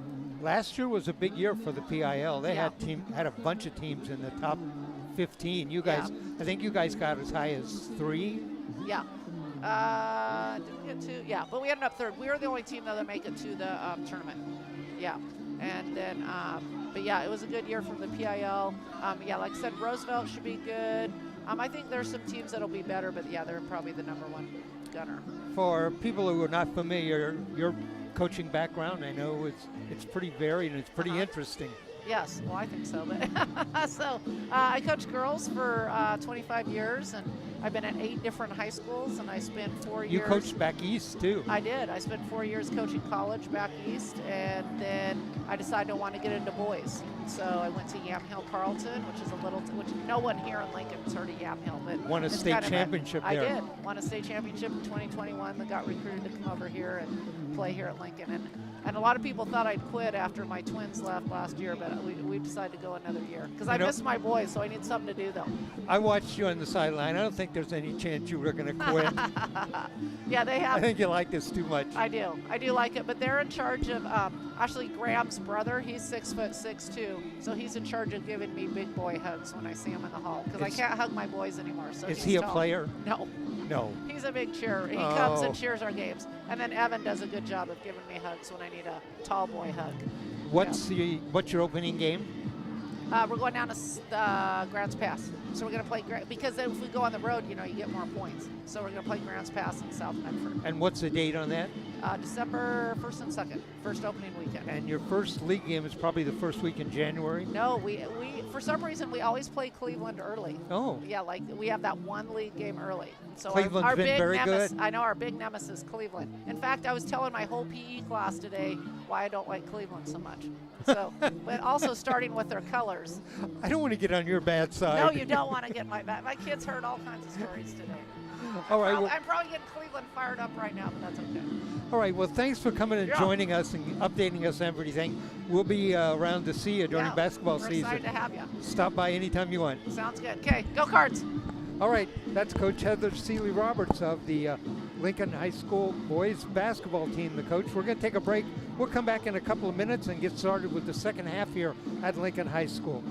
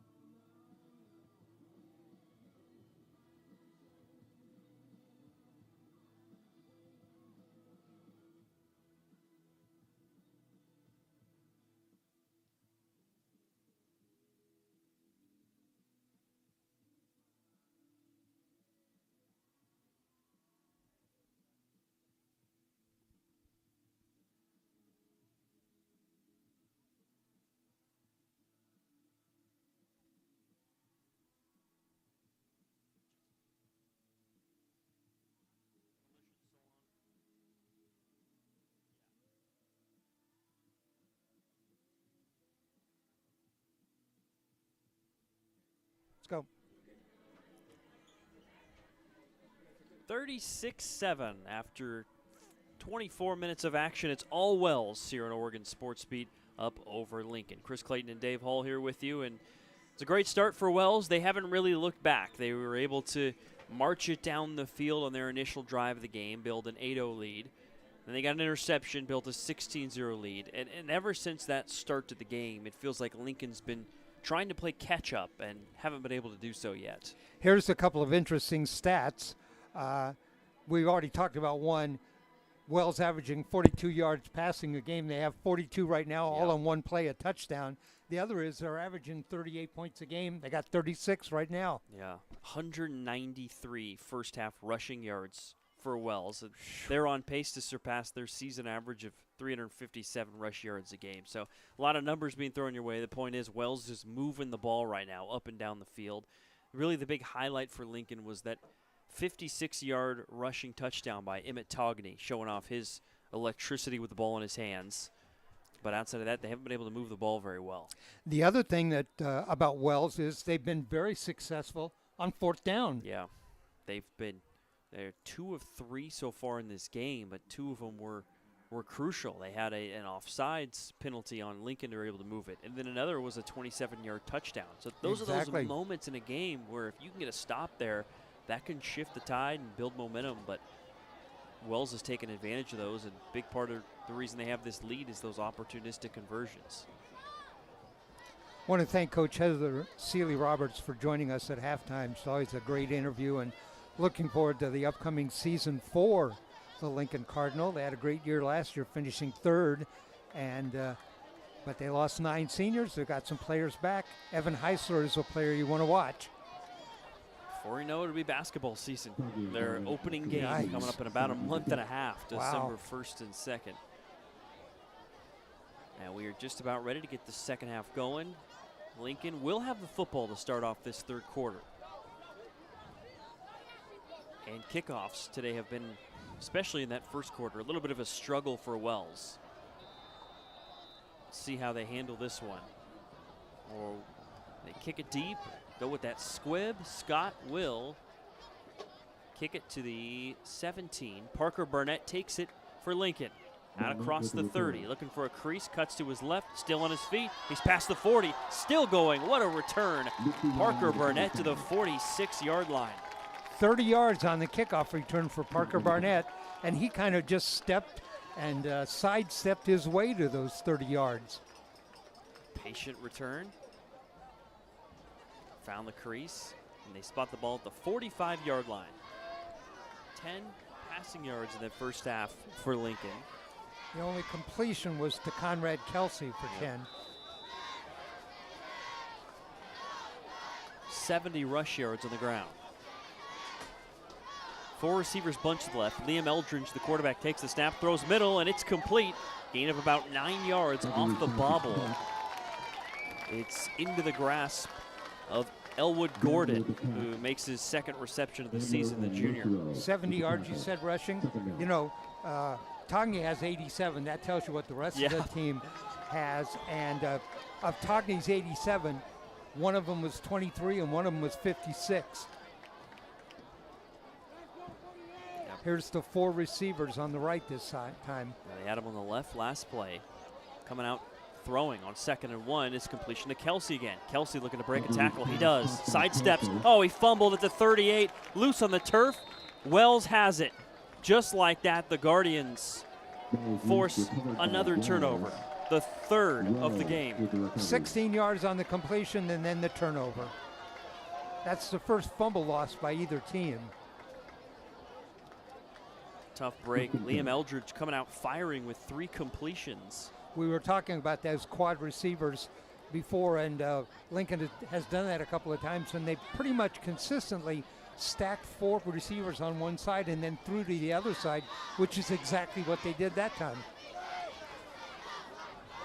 And it did work, but it was just a fumble at the end of the play.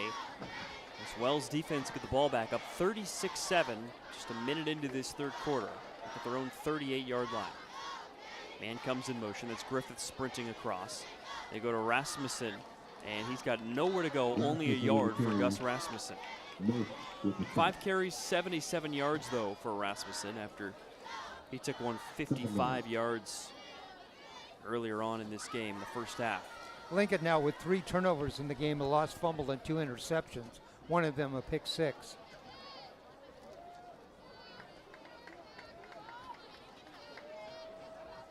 The Guardians looking for their 6th win of the year, which would be their most wins in a season since 2013 when they were Woodrow Wilson High School. The Trojans.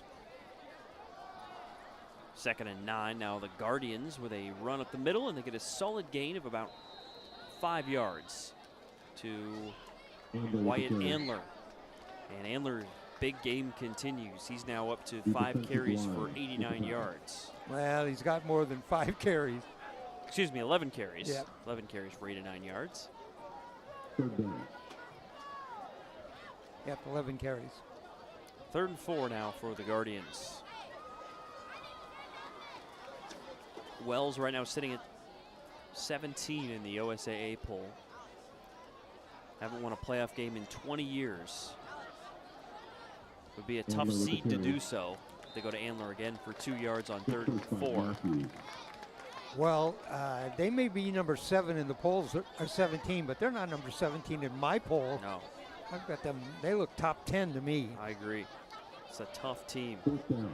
The math is not in their favor. You know, it may be the loss to a 5A team to start the season, to Hillsborough. That may be what's kind of dragged them down, but they look as good as any 6A team I've seen so far this year. Well, a chance to build their numbers and get a huge win as they'll be playing at Roosevelt next week. That'll be a great game. And they finish the year with Franklin. And the Cardinal get Grant next week. That'll be another great game. Here's 4th and 2.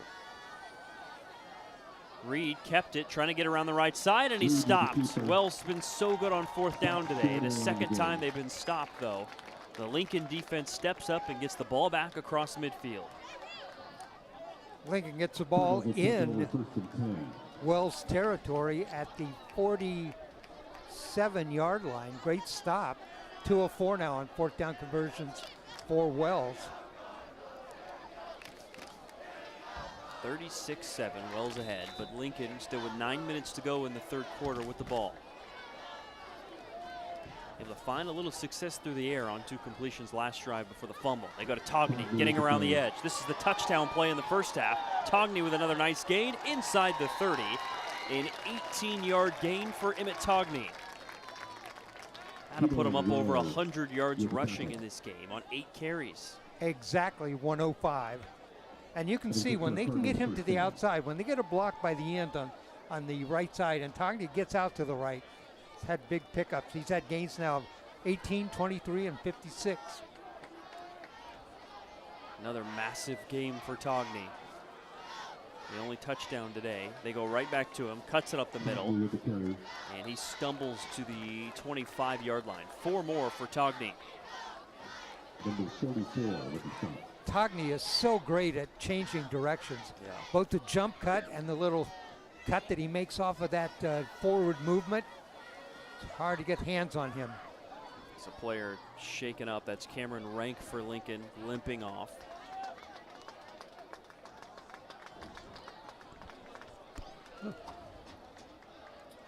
Factor on offensively a tight end and on defense as well at linebacker. Hopefully he is okay.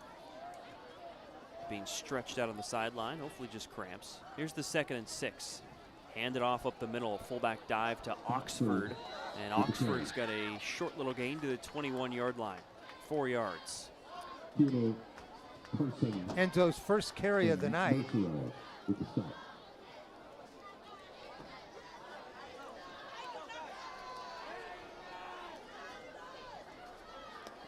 So a 3rd and 1 now on the way for Lincoln.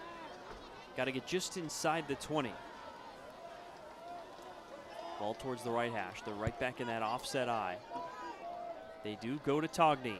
Defenders on him in the backfield, but he fights forward and nearly got the first down. I think he's about a foot short, but an incredible effort by Togney. 4th and short. About a foot short, you're right. Cards are going to go for it. Got nothing to lose. Now, if you're going to make any headway in cutting away at this deficit, you need some points this drive. Cody Schnaufer, the first-year head coach, knows it. Keeps the offense out there. They sneak it up the middle and get the first down with ease. Liam Eldridge lowers the shoulder, and he's got a 5-yard gain on the quarterback sneak. That'll work. You know, I'm a fan of lining the quarterback up, snap it to him right over center, and just finding the hole between the guard and the center. Lots of teams try to hand the ball off or something, and you're sending the ball backwards when you only need a foot. Right. Don't get cute. Lincoln did not there. Simple power run up the middle. Now, first and 10 up to the 15-yard line. They go to Togney up the gut. Such a powerful burst. The acceleration to get 5 yards on the carry.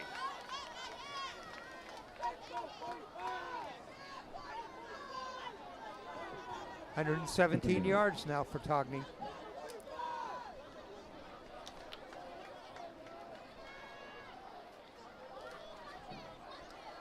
They got one receiver out to the right side. That's Errol Brotherton.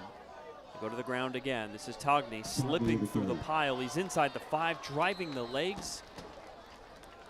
5 more yards and a first and goal now for Lincoln.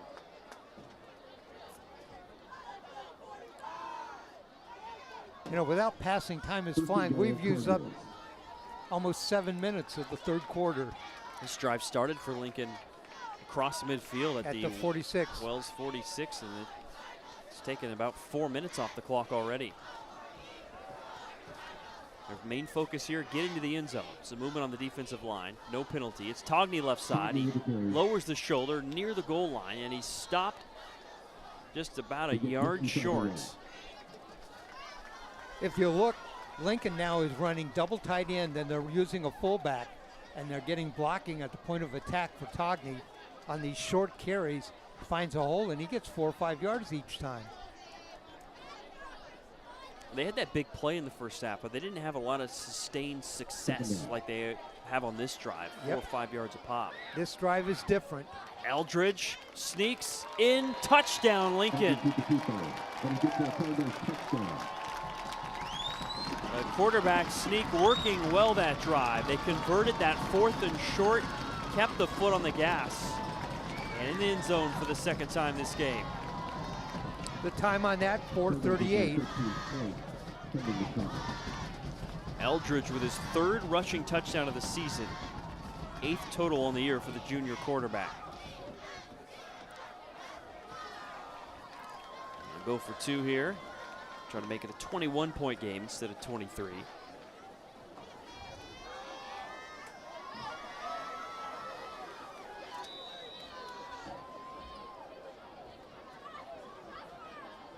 See if they can convert the 2. They go back to the sneak, and it didn't work that time. No good on the 2, and it will stay at 36-13. One of our sponsors, Evolution Salon.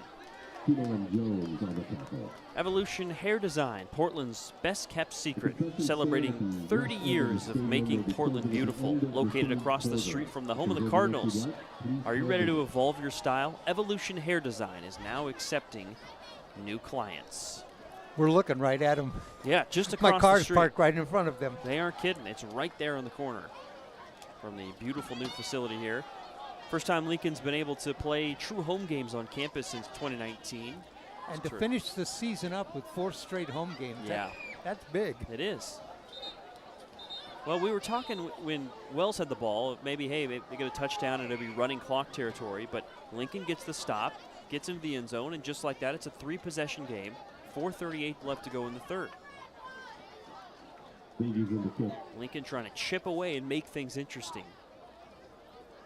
What's been a game in which they've committed 3 turnovers.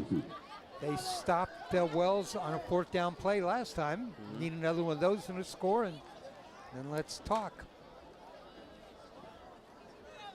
They'll have Davies kick it deep.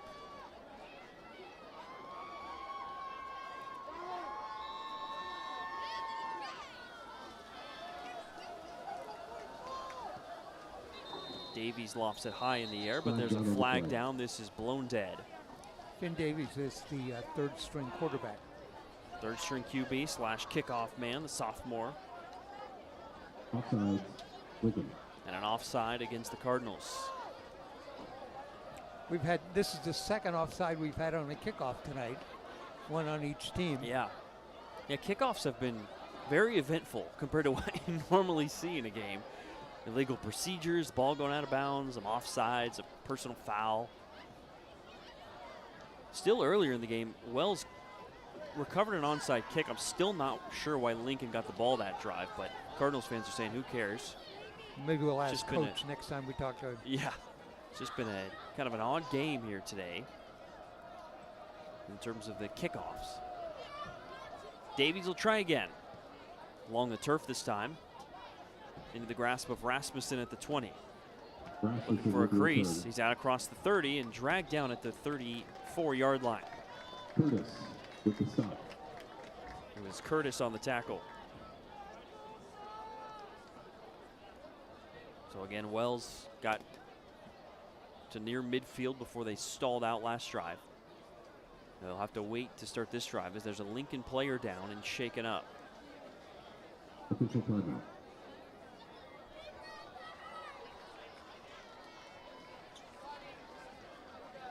They'll be stretched out at the 35-yard line.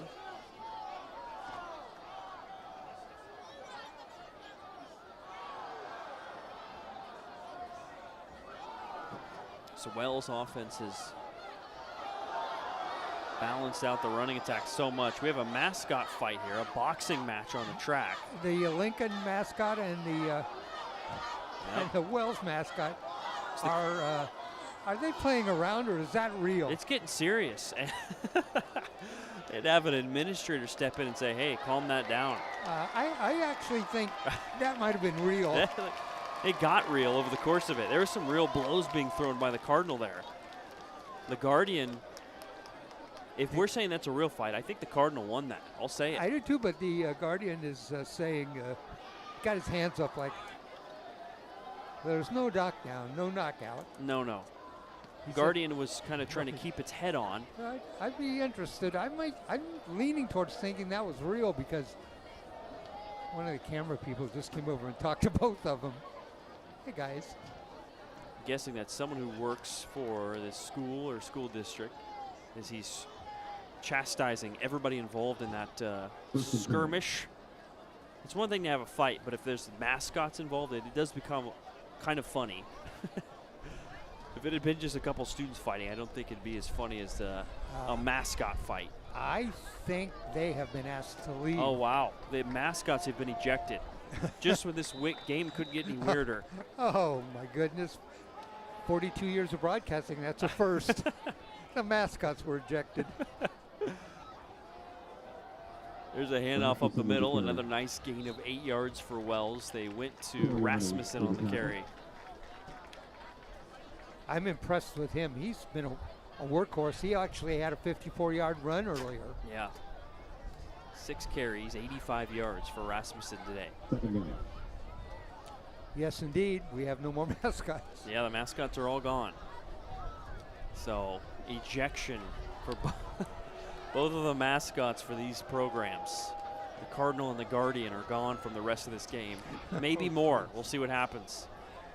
There's a handoff to Andler up the middle. He's got about 5 yards. I don't know if you remember, but before the game, we were talking with one of the Wells coaches, and he had on a T-shirt, and on the shirt it said "Battle of the Birds," and it was Lincoln and there it is, and Wells, and I think we just saw it. They took it too seriously. They got motivated. I'll show you a battle. Right. Remember, probably 10 years ago now, the Oregon Duck got in a fight with the Houston Cougars mascot. I remember and that well. The Duck got suspended. That's the only other mascot fight I can think of.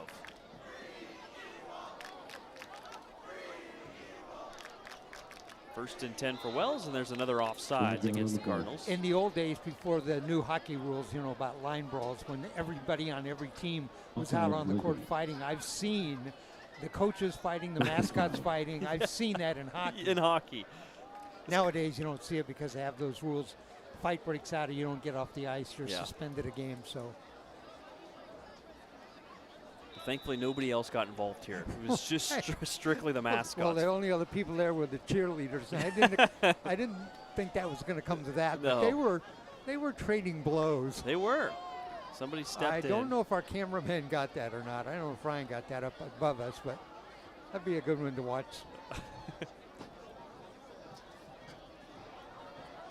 Right side, nowhere to go for Litwin. He lost the yard. Of all the replays I want to watch in this game, that's definitely the one right there, the mascot fight. We got a great game going, and it's an important game for both these teams. And Chris wants to watch the mascot fight. That's right. Play it back. So up over 200 yards rushing for Wells in this game.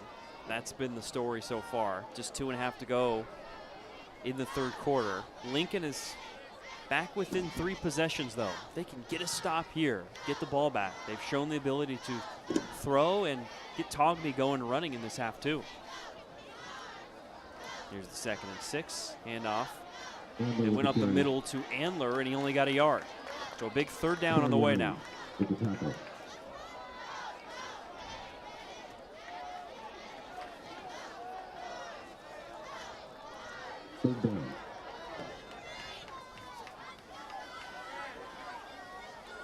The Guardians tied for first in the PIL with their 4-0 record. Looking forward to a big matchup with Roosevelt next week if they can hang on to this 3-possession lead. You know, Grant at 3-1 is still in this race too. Yeah. And the Cardinal have them next Friday night. On 3rd down, they go to Rasmussen. He's got enough room for a 1st down. Big 3rd down conversion. It's a 7-yard gain for Rasmussen. He must be close to 100 yards now. I got him at 92. Okay. On 7 carries. So he's right on the brink. As Wells moves the ball to the Lincoln 41-yard line. Down to 1:12 remaining in the third quarter. And just an update, the Lincoln mascot has not, well, if they were ejected, they're back now. So the Lincoln mascot's back out here. Unless they maybe changed who's in the suit, I don't know. They go to Scott on an end around right side. Griffin Scott had that big interception for a touchdown in the first half. The Cardinal is strutting his stuff. No regrets for the Lincoln Cardinal. My goodness.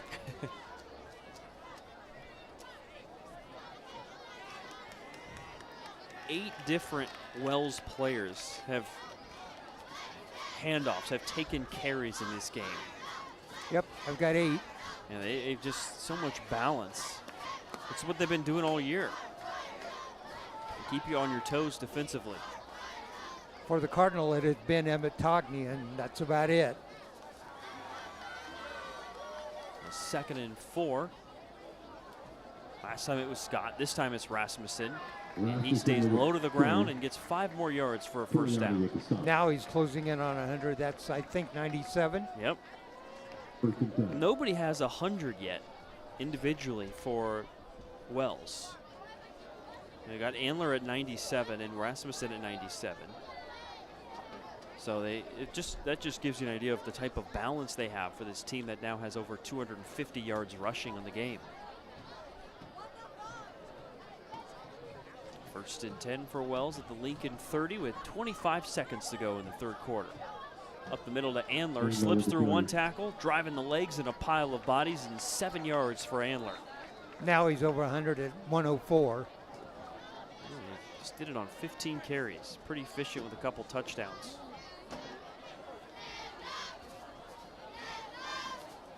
And the seconds tick off the clock in the third quarter. We head to the fourth, a 23-point lead for Wells. Guardians. Think of it, only 1 score in that quarter, and it was by Lincoln. Yeah, Lincoln able to get some headway defensively and take it in for a touchdown as they got in on the quarterback sneak from Liam Eldridge. Our broadcast from Oregon Sports Beat is also brought to you by Selco. Selco is founded by educators in 1936, Selco Community Credit Union is committed to serving our community and being a trusted financial advocate. Whatever a good life means to you, they want to help you get there. Stop by their Forest Park branch on Northwest Thurman to learn more about Selco. Chris Clayton and Dave Hall here with you on Oregon Sports Beat, which is also brought to you by Bio Lounge. Bio Lounge is a Northwest Portland functional medicine clinic. Partners with patients to support their unique health goals. Whether aiming to treat a condition, prevent chronic disease, or optimize health, our highly trained providers leverage the latest in scientific research and technology to provide exceptional care and outcomes. We believe health is a lifelong journey and are proud to support the Lincoln football program, Bio Lounge. Just about set to get the fourth quarter going as Wells with a chance to not only put more points on the board, but milk some more time off the clock. They are one of those teams where once they get a lead, they're so good at maintaining that lead because they can milk the clock as well as anybody in the state. They mastered this power T offense. Try to go up the middle, really nowhere to go. Enzo Oxford with pretty much the single-handed stop there. 1 yard gain for Rasmussen.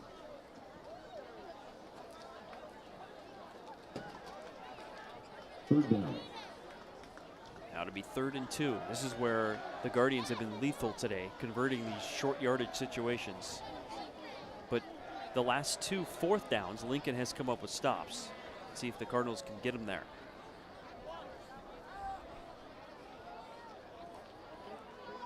Spencer Reed, junior quarterback. 1 completion today, a 42-yard touchdown. Outside of that, executing the offense well. He gives it around the edge. This is Jackson Poole on the carry, and he's got the first down. 5 yards for Poole. That's only Poole's 2nd carry of the night, 2 carries, 9 yards. That's just a perfect example of, you know, what looks like a simple offense in a way. It's just running the ball, but they just keep you on your toes. They balance it out. They say, hey, let's go to Poole. Let's change it up a little bit. And it just the wrinkle they needed to get the first down. The formations all look the same. There's not any motion. You know, it's who you're giving the ball to. It's a first down in the red zone now. They're at the 18-yard line. From the left hash to the point now Reed is waiting till the play clock runs way down. Fumble, trouble on the handoff, a rare miscue in the backfield, and a no gain as Reed was able to jump on it quickly. You know, I think the ball hit him right in the hands because it bounced up. Yeah. He took a bounce on the ground. Fortunately for Wells, they fell on the ball. So he loses about a half yard. Reed has only lost 1 fumble on the season. Just 1 turnover for their junior quarterback. Give him credit for jumping on that one quickly. Less than 10 to go. Reed back under center on 2nd and about 11. He goes to Rasmussen left side. Rasmussen slips through, still on his feet at the 7-yard line. Now he's over 100 yards. When I played football in high school, we ran that formation, and the backs were numbered 1, 2, 3, and 4, and the holes were, 1, 2, 3, 4, and 5. Right. And the quarterback, when in our huddle, just said 1, 5, and that was the one back in the 5 hole. and that simplifies it. We had no pass plays. It's simple as it gets. We didn't have any ends to throw it to.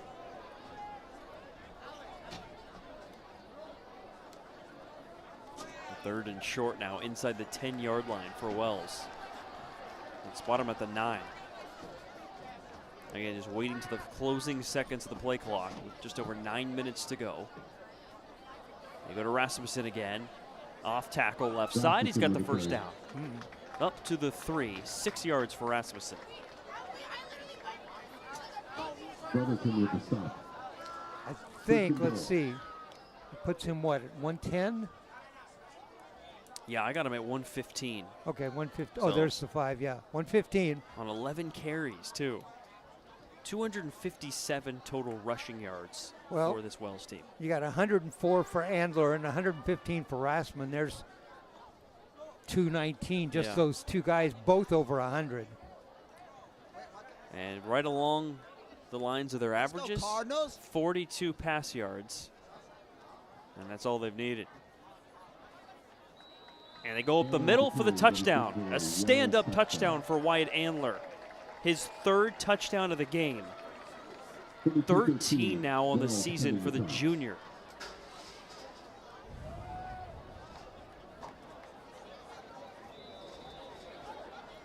The time on that, 8:23 left in the game. And that was a long drive spanning about 6 minutes. And they go for 2, a 42-13 lead for Wells. Reed kept it, he's looking to throw. Now he'll run left side, plenty of room to walk in for 2 more. Guardians offense that averages 38 a game, which is 5th in the state in 6A. They're up to 44 points. And a 31-point lead with 8:23 left to go. Wells putting together a fantastic season. Building on last year, which was their best record since 2015, even better this year. This will be win number 6. See what Lincoln can learn from this game. Some bright spots for the Cardinals. There's always moral victories. Of course, Lincoln wanted a real victory here, but it brings some bright spots to look at in this game. You think about that physical front defensively for Wells. It's not easy to run the ball. Opponents against Wells are averaging just 4 yards a carry.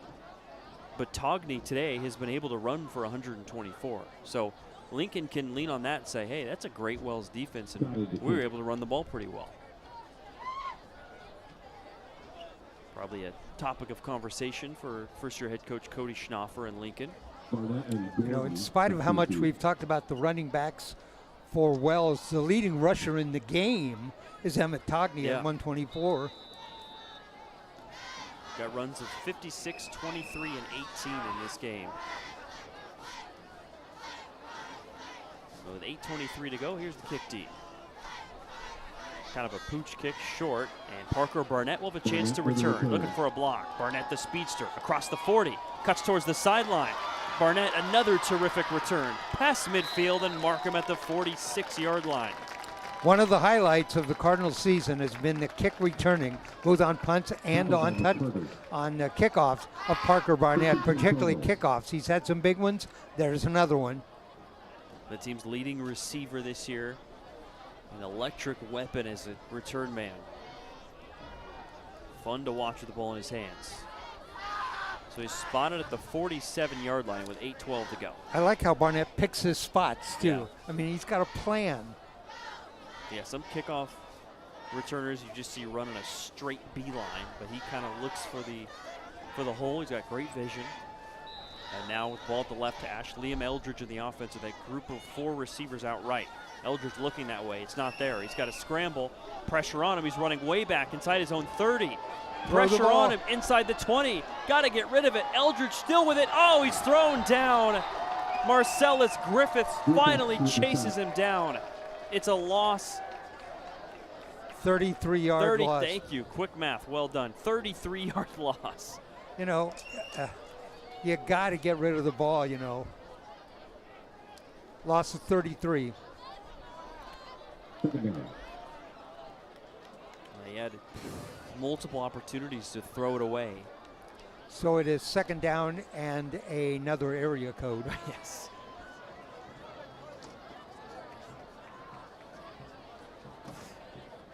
They got to make 42 yards now. A 2nd and 42. Back at their own 21-yard line. Eldridge takes the snap, looking to throw towards the sideline, in the air, and almost intercepted. Griffin Scott looking for his 2nd pick of the game. Incomplete. Incomplete. Third down. 2 first-half interceptions for this Wells defense. One from Mercereau and one from Scott.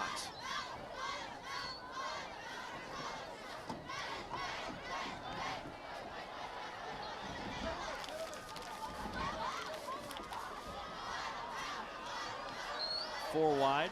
Eldridge takes the snap, throws to the sideline. Oh, what a catch! Parker Barnett with one hand to the 37, 16-yard completion, one of the highlights of the game. Third down. Barnett's first catch. Correction, fourth down. Wow. Team's leading receiver on the year now, 168 receiving yards. Making a spectacular play there, adding on to his kick return performance today. Barnett, a senior. Let's see, that's 42 yards passing now for the Cardinal. Two 16-yard receptions for, one 16 for Barnett, one for. Throw it on 4th and long. Griffin Scott's got his second pick of the game, looking to return it again. Scott took one of the house in the first half. This time he's taken down on the sideline. Eldridge had to let it fly on 4th and 28 to no avail. Fourth turnover for the Cardinal, fumble loss and 3 interceptions. Been a little bit of an issue this year for Lincoln, as they're now up to 16 turnovers on the season. 9 picks and 7 fumbles.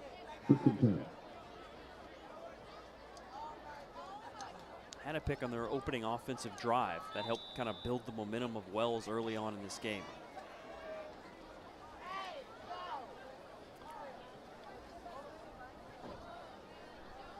So a 1st and 10 for Wells at the Lincoln 39-yard line from the left hash.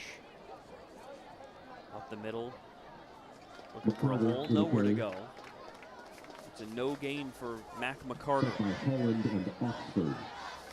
Oxford on the tackle that time, and he wrapped his arms around the ball carrier, took him down.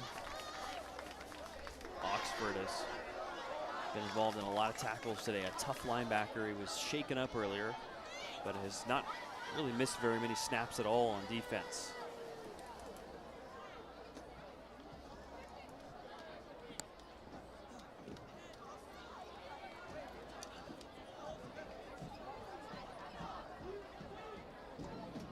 Wells' last drive took about 6 minutes. They got a chance here to take some more time off the clock unless they get a big gain here, and they do.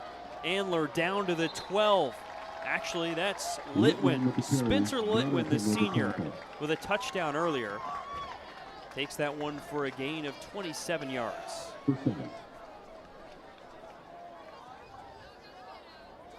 You mentioned 8 different ball carriers, and all of them have been successful at doing it. Yep. 8 different ball carriers, all with at least 2 carries. So it's Litwin has 34 yards on 3 carries and a touchdown. Litwin with his first rushing touchdown of the season earlier in this game. So 1st and 10 at the 12. They go up the gut. Back to McCarter. Bouncing off a couple defenders into the 3. 9 yards for Mac McCarter. That's actually, now that's 9 ball carriers when you count the quarterback. McCarter has 2 carries on this drive.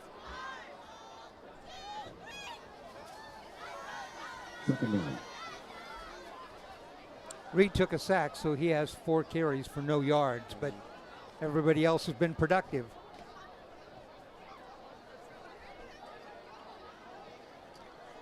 So it is a 2nd and 1 here from the 3-yard line.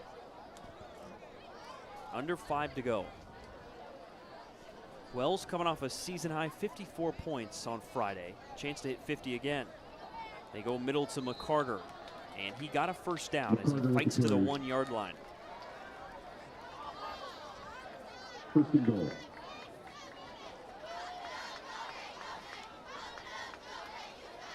McCarter does have 1 rushing touchdown this year. They're trying to get him his 2nd.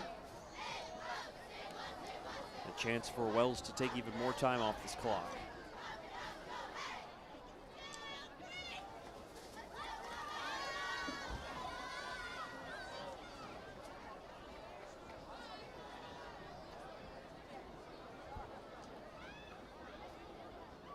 Reed waits to the closing seconds of the play clock under center and hands it off right side. Thrown down. Litwin is short. Well defended Whitman with the carry. by the Cardinals. Kelsey Conrad Barnett with Kelsey the on the stop. tackle. 2nd and goal. Gain of about a foot, that's it. Kelsey with a big stop that time. Litwin was trying to get in the end zone. Got to give credit to Lincoln, just down 31 points here, playing with so much effort, showing the heart here down the stretch. What I've liked about Lincoln this year is no matter what, they have stayed tough right till the end. First-year head coach Cody Schnoffer, previously 3 years as an assistant at Mountainside. He was an assistant at Wells too. Has his team playing hard. Did you see that? Yeah, they pinched the offensive line in, and there's multiple flags. And that may be a procedure call, but just before the snap, they all pinched in so that there was no gap between anybody. Yeah, that was incredible to have the offensive linemen all pinch in. I'm not sure I've seen that. I've never seen that. That's innovation from 4th-year head coach Keith Bennett and his staff. You didn't even see that in the NFL. That's Yeah, a unique idea there. the lineman splits were 0. Yes. Maybe the officials were just so thrown off by it, they're thinking that has to be flagged. But they will march it off. It is a penalty. Illegal shift. Illegal shift is the call. You think? Remains 2nd down. I think the referee was saying, I've never seen that before. Somebody throw a flag. Yes. That's got to be a penalty. Yeah, that has to be a penalty. Love the idea. You can tell what they're trying to do. Stack up a bunch of big bodies in the middle and lean your quarterback in. That's exactly what they were doing. But instead of the QB sneak touchdown behind those massive bodies, they're pushed back to the 5. Clock stops at 3:22.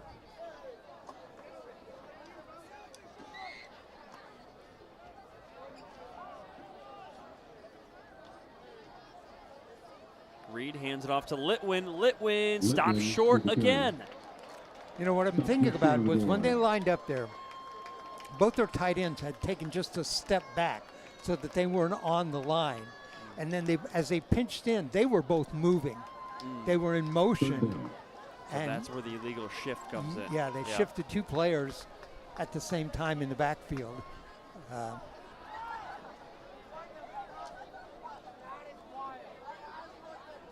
That would be a fun one to break down with the coaches. Right, Maybe there was enough time in between when they snapped it, but they snapped it pretty quickly. Right. I want to talk to them about that. Uh-oh, another flag. Flag down on the I play. think it's an offside, so the ball's going to be moved forward about 2 centimeters for half the distance to the goal.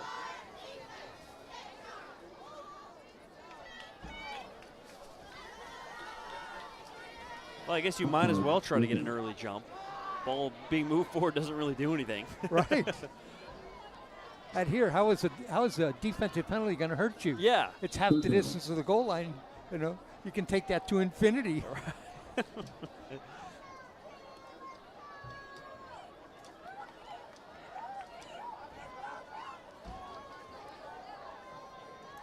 2:20 to go. And there's another flag. Flag down on the play. We might have this entire game clock run out just on penalties and False start. Wells. moving back and forth. This one, though, is a false start on Wells. Yeah, it was that left side.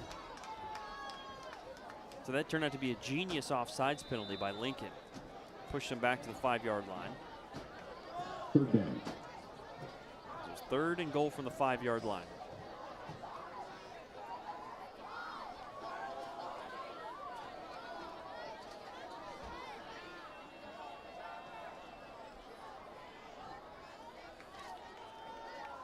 Reed's under center. They go to McCarter. McCarter able to get in for the score.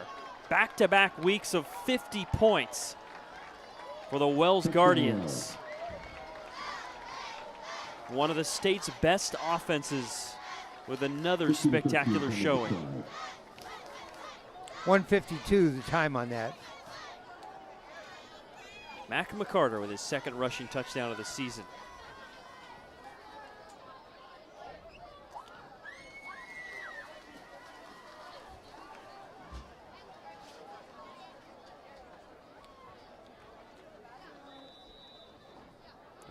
of time to operate for Lincoln's offense. Get the ball Remember back. now, we're over 35 points, so there should be a running clock going after this. So here's the knee on the 2. Keith Bennett will take a knee instead of going for the 2-point conversion to keep his team at 50. One of our sponsors of this broadcast, Garfinkel Orthodontics. Celebrating 50 years of helping Portland smile. Dr. Judah, who's a Lincoln High School alum from 1992, and the entire team at Garfinkel Orthodontics are proud to support Lincoln High School and excited to help your family smile. Complimentary consultations at garfinkelortho.com. You know, that shows some class by Coach Bennett. Coach Bennett that time, rather than take that 2-point conversion, just kneeled down and said, hey, you know, a minute to play, we're up 50 to 13. Let's just kneel down, and I respect that. Yeah. Our broadcast also brought to you by Elite Real Estate. Michelle Cheyenne, our dedicated realtor at Elite Real Estate, strongly supports Cardinal football, just like a strong offensive line does. Ready to score your next home? Make contact with her today, Michelle Cheyenne and Elite Real Estate, one of our sponsors here on Oregon Sports Beat.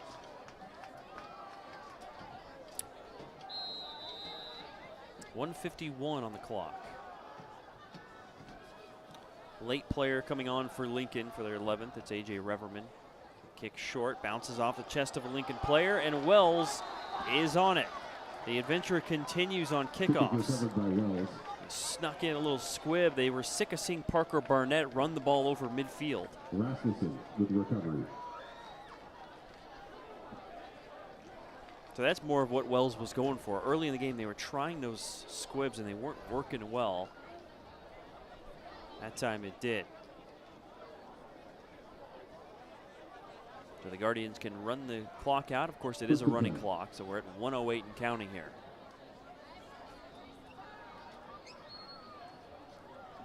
If they run the clock down here, they may only have to run one play after this. That's what they're doing. They're going to run the clock down right to the end. Then they may just have to take a snap. Snap to Spencer Reed. He takes a knee. And they'll, like you said, I think we have to take one more snap to end this game in what will be a 50-13 win for Wells. They might as well stay right there and snap the ball now, and then they can just walk off. They don't have to let the clock run down, because then we won't have to snap it again. And that's what they're going to do. You're just going to get up there, kneel down, snap it. That's it. Third straight win for Wells over Lincoln. And the Guardians do it in pretty dominant fashion here in 2023.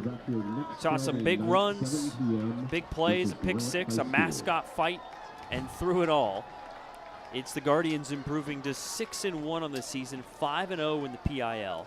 Lincoln falls to 2-5 and 2-3 in Portland Interscholastic League play here this season. Lincoln was tied with Franklin coming into tonight, 2-2 in the PIL. They're now 2-3. And they're 2-5 overall. Wells was tied with Roosevelt for first. They both were 4-0, 5-1 overall. Wells is now 5-0 in the PIL and 6-1 overall. Roosevelt tonight was playing McDaniel, who is 1-3 and 2-4 overall. So you're going to have to see some wins in the last two games for Lincoln, as we're going to play Grant next week, and then the season-ending game will be against Cleveland. The good thing is both those games will be right here at Mike Walsh Field. Yeah, what a chance for Lincoln to come and end the 2023 season with some bright spots, as they'll host Grant in Cleveland. And head coach Cody Schnaufer hopes he can learn from this game, break down the film, and make some improvements moving forward. Are you okay on commercials? Have we got all of our sponsors? I think we're good to go. Yeah, we're okay on sponsors, and it's thanks for having me. I appreciate being here, and congrats to Wells on this impressive win, another PIL victory. All right, we got some people want to thank, of course, the Lincoln High School for their hospitality, the athletic department here at Lincoln. Want to thank our halftime guest, Heather Seeley-Roberts, both head coaches who we had a chance to talk to before the game, head coach Keith Bennett of Wells and head coach Cody Schnoffer of the Lincoln Cardinal. Our crew tonight up on the second floor is our producer and cameraman Ryan Johnson, running all this electronic equipment and things that I don't even know how they work. That's Steve Roberts, my broadcast partner tonight, Chris Clayton. Chris, any final thoughts before we sign off? Oh, I think Wells, the math is not in their favor right now in terms of the RPI, the Cauley, and the OSAA ratings. But, man, this has got to be a top 10 at least team in the state the way they're able to run the Power T. So everybody in the PIL should have higher OSAA ratings, I think. Great execution for the Guardians.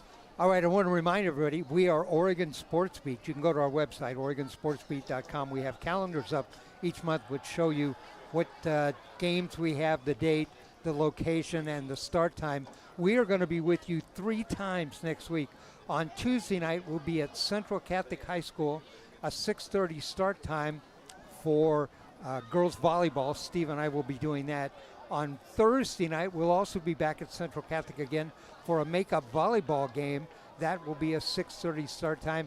And then next Friday night, we'll be back here at Lincoln High School as the Lincoln Cardinal will take on the Grant Generals. That's our broadcast tonight from Lincoln High School. Our final score in PIL action, it was Wells 50, Lincoln 13. Good night, everybody.